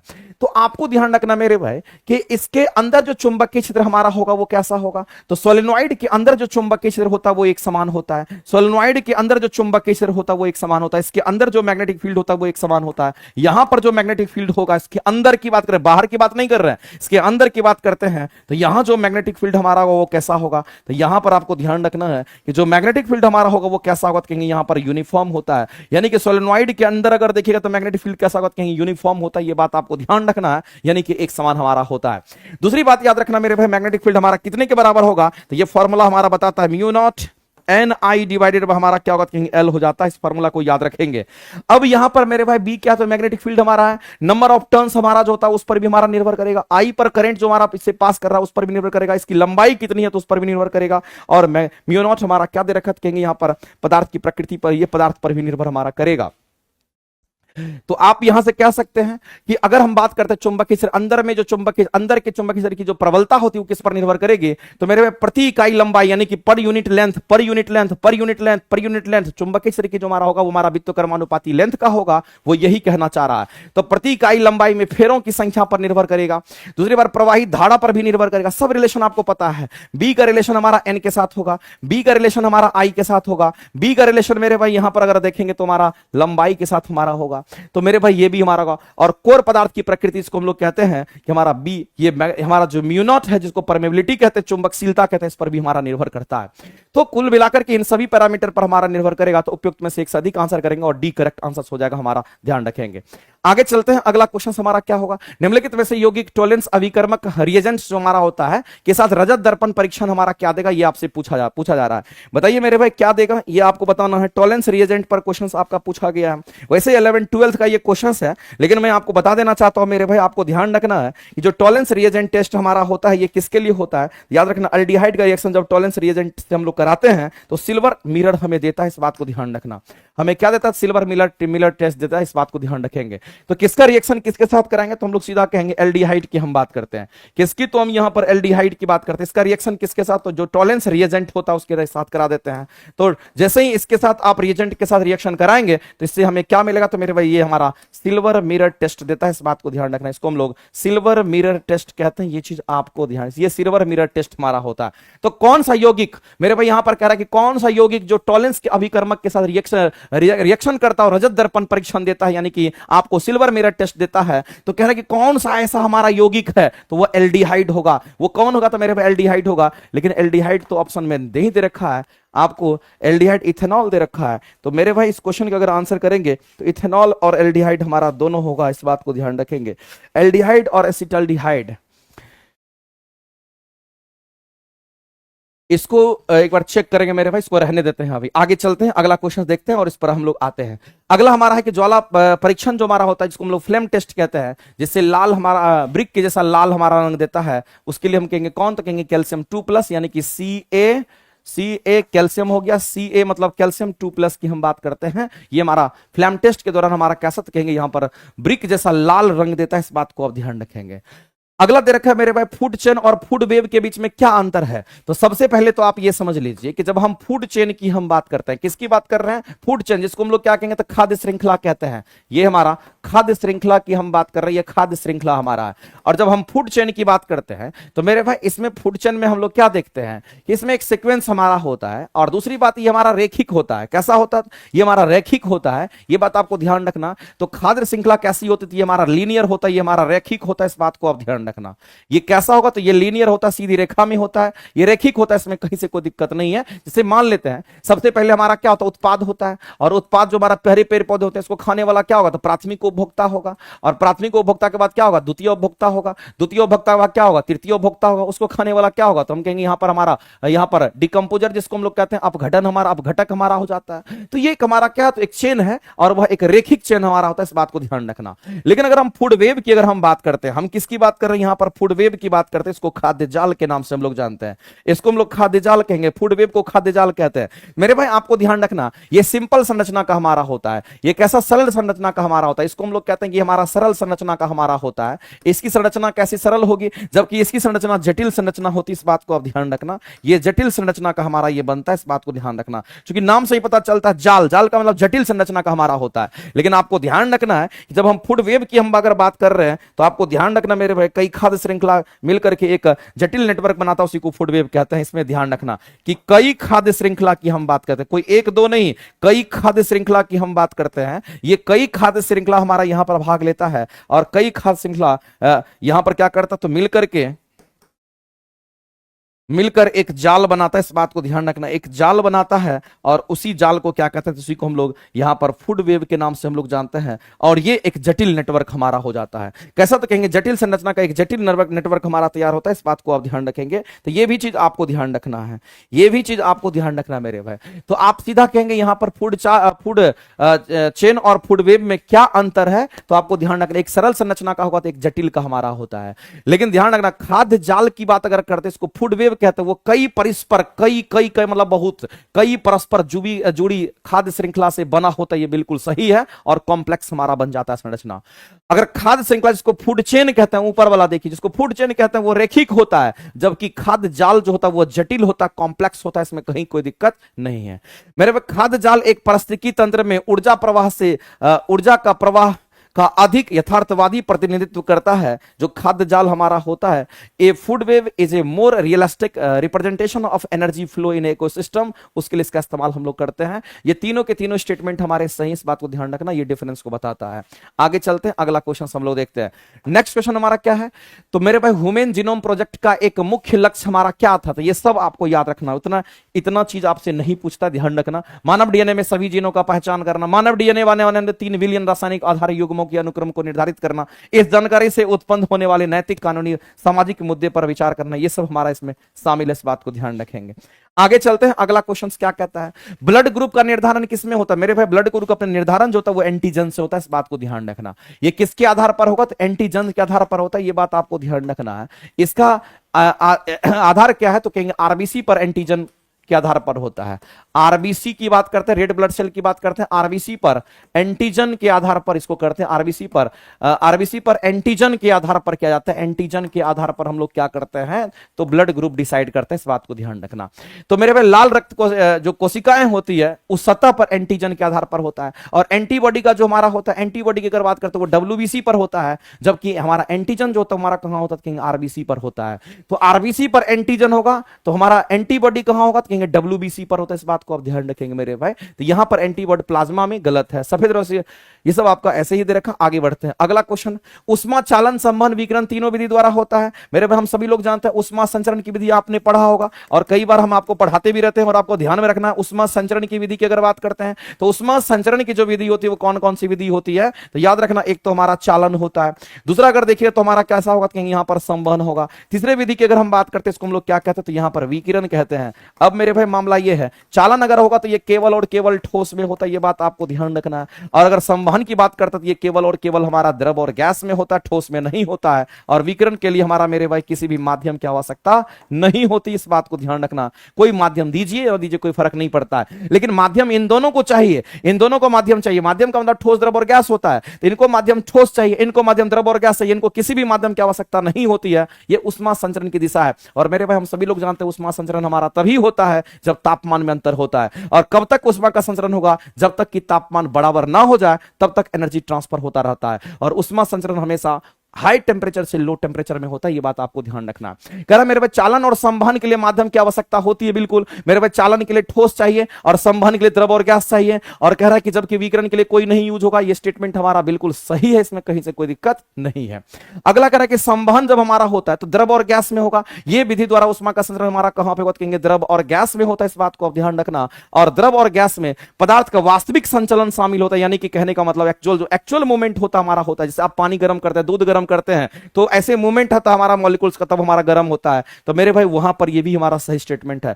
धातु की जो छड़ होती है उसको गर्म होना, वो चालन हमारा होगा, क्योंकि धातु का जो छड़ है वो कहीं ना कहीं एक ठोस पदार्थ है, एक तरफ गर्म कीजिएगा दूसरी तरफ गर्म हो जाएगा, इसका मतलब कहीं ना कहीं उसमें एक चालन विधि द्वारा उष्मा का संचरण हुआ है। तो ये स्टेटमेंट भी हमारा सही है, ये स्टेटमेंट भी हमारा सही है। तो कुल मिलाकर के आप कह सकते हैं इस क्वेश्चन का आंसर हमारा क्या होगा? तो एक से अधिक डी आंसर करेक्ट करेंगे, यानी कि 40 का ऑप्शन नंबर डी आपका राइट आंसर हो जाएगा। 40 नंबर क्वेश्चन का जो आपका आंसर होगा मेरे भाई वो डी आंसर आपका राइट हो जाएगा, इस बात को ध्यान रखेंगे। इस क्वेश्चन का जो आंसर है मेरे भाई एसिटल्डिहाइड भी हमारा यहां पर होगा, इसीलिए इस क्वेश्चन के जो आंसर्स दे रखे हैं हम टिक आउट कर देते हैं। एथेनॉल या फिर हम कहेंगे एसिटल्डिहाइड की बात कर रहा है, यहां पर इसकी बात कर रहा है, नहीं तो ये एल्डिहाइड के लिए हमारा होता है। मुख्य रूप से आपको ध्यान रखना, इस यौगिक का इस रिएजेंट के साथ रिएक्शन कराते हैं तो ये सिल्वर मिरर टेस्ट देता है, इस बात को आप ध्यान रखेंगे। तो सिल्वर मिरर टेस्ट किसके लिए होता है? तो मेरे भाई एल्डिहाइड के लिए होता है, इस बात को ध्यान रखना। आगे तो मेरे भाई आज का जो डिस्कशन है वो आपका यहीं पर एंड होता है, लेकिन आप सभी लोगों से हम कहना चाहते हैं आप लोग प्लेटफॉर्म बाय नवीन कुमार सिंह एप्लीकेशन पर टेस्ट दीजिए, आपको वहां पे साइंस का टेस्ट मिल जाएगा। वहां से साइंस का टेस्ट परचेज करके डेली आप अपने फोन में या फिर लैपटॉप में टेस्ट दीजिए, और उसके बाद डेली शाम में आप 7 बजे आइए लाइव और टेस्ट के डिस्कशन में भाग लीजिए। डेली आपको 7 बजे 7:30 से लेकर के 8:30 बजे तक, 9 बजे तक आपका ये डिस्कशन चलेगा, और इसमें आपको डेली पार्टिसिपेट करना है। अगर कोई दिक्कत है तो मेरे भाई आपको अगर थोड़ा भी लगता है कि हमारे अंदर तैयारी अगर वीक है, थ्योरी नहीं आ रहा है, तो आप आइए प्लेटफॉर्म बाय नवीन कुमार सिंह एप्लीकेशन में, या तो ऑनलाइन क्लासेस कीजिए, नहीं तो भिकना पहाड़ी सैदपुर मोड़ पे आकर के आप ऑफलाइन क्लासेस कर सकते हैं। टेस्ट हमारा ऑफलाइन भी चलता है, हजारों हजार की संख्या में बच्चे टेस्ट देते हैं, आप आकर के टेस्ट भी आजमा सकते हैं, आपके कितने मार्क्स बन रहे हैं। और उसके बाद अगर आप इस क्लासेस को अगर ऑनलाइन करिएगा, इसका डिस्कशन देखिएगा, तो इससे काफी बेनिफिट आपको होगा। अब टेस्ट में क्या है कि कुछ क्वेश्चंस आपको 12th लेवल का भी रहता है, तो उससे घबराना नहीं है। हमको 6 to 8 9 10th का स्टैंडर्ड को मेंटेन करना है, और 6 to 8 9 10th के जो क्वेश्चंस जिस लेवल तक का पूछेगा वो लेवल तक का हम कभी छोड़ेंगे नहीं आपको। जो 11th 12th का कुछ लेवल का क्वेश्चंस अगर टेस्ट में आ जाता है, इसलिए उसको घबराना नहीं है, वो हम खुद ब खुद स्किप कर देते हैं, जिसकी जरूरत आपको नहीं है। लेकिन जिसका रिक्वायरमेंट आपको है, उसका डिटेल एक्सप्लेनेशन से साथ आपको कहीं ना कहीं वो आपको पूरी तरीके से मिल जाता है। और शॉर्ट नोट्स आप बनाइए डिस्कशन का, आपको बेनिफिट होगा। लगातार टेस्ट के डिस्कशन में पार्टिसिपेट कीजिए, लगातार टेस्ट दीजिए, जम के पढ़िए, मेहनत कीजिए, एक बार जान जी लगा करके मेहनत कीजिए, सफलता आपके सामने में होगी, कोई नहीं रोक सकता है। ठीक है, चलिए आज के लिए इतना ही, मिलते हैं हम लोग अगले क्लासेस में। Thank you very much, enjoy कीजिए, मस्त रहिए, बिंदास रहिए।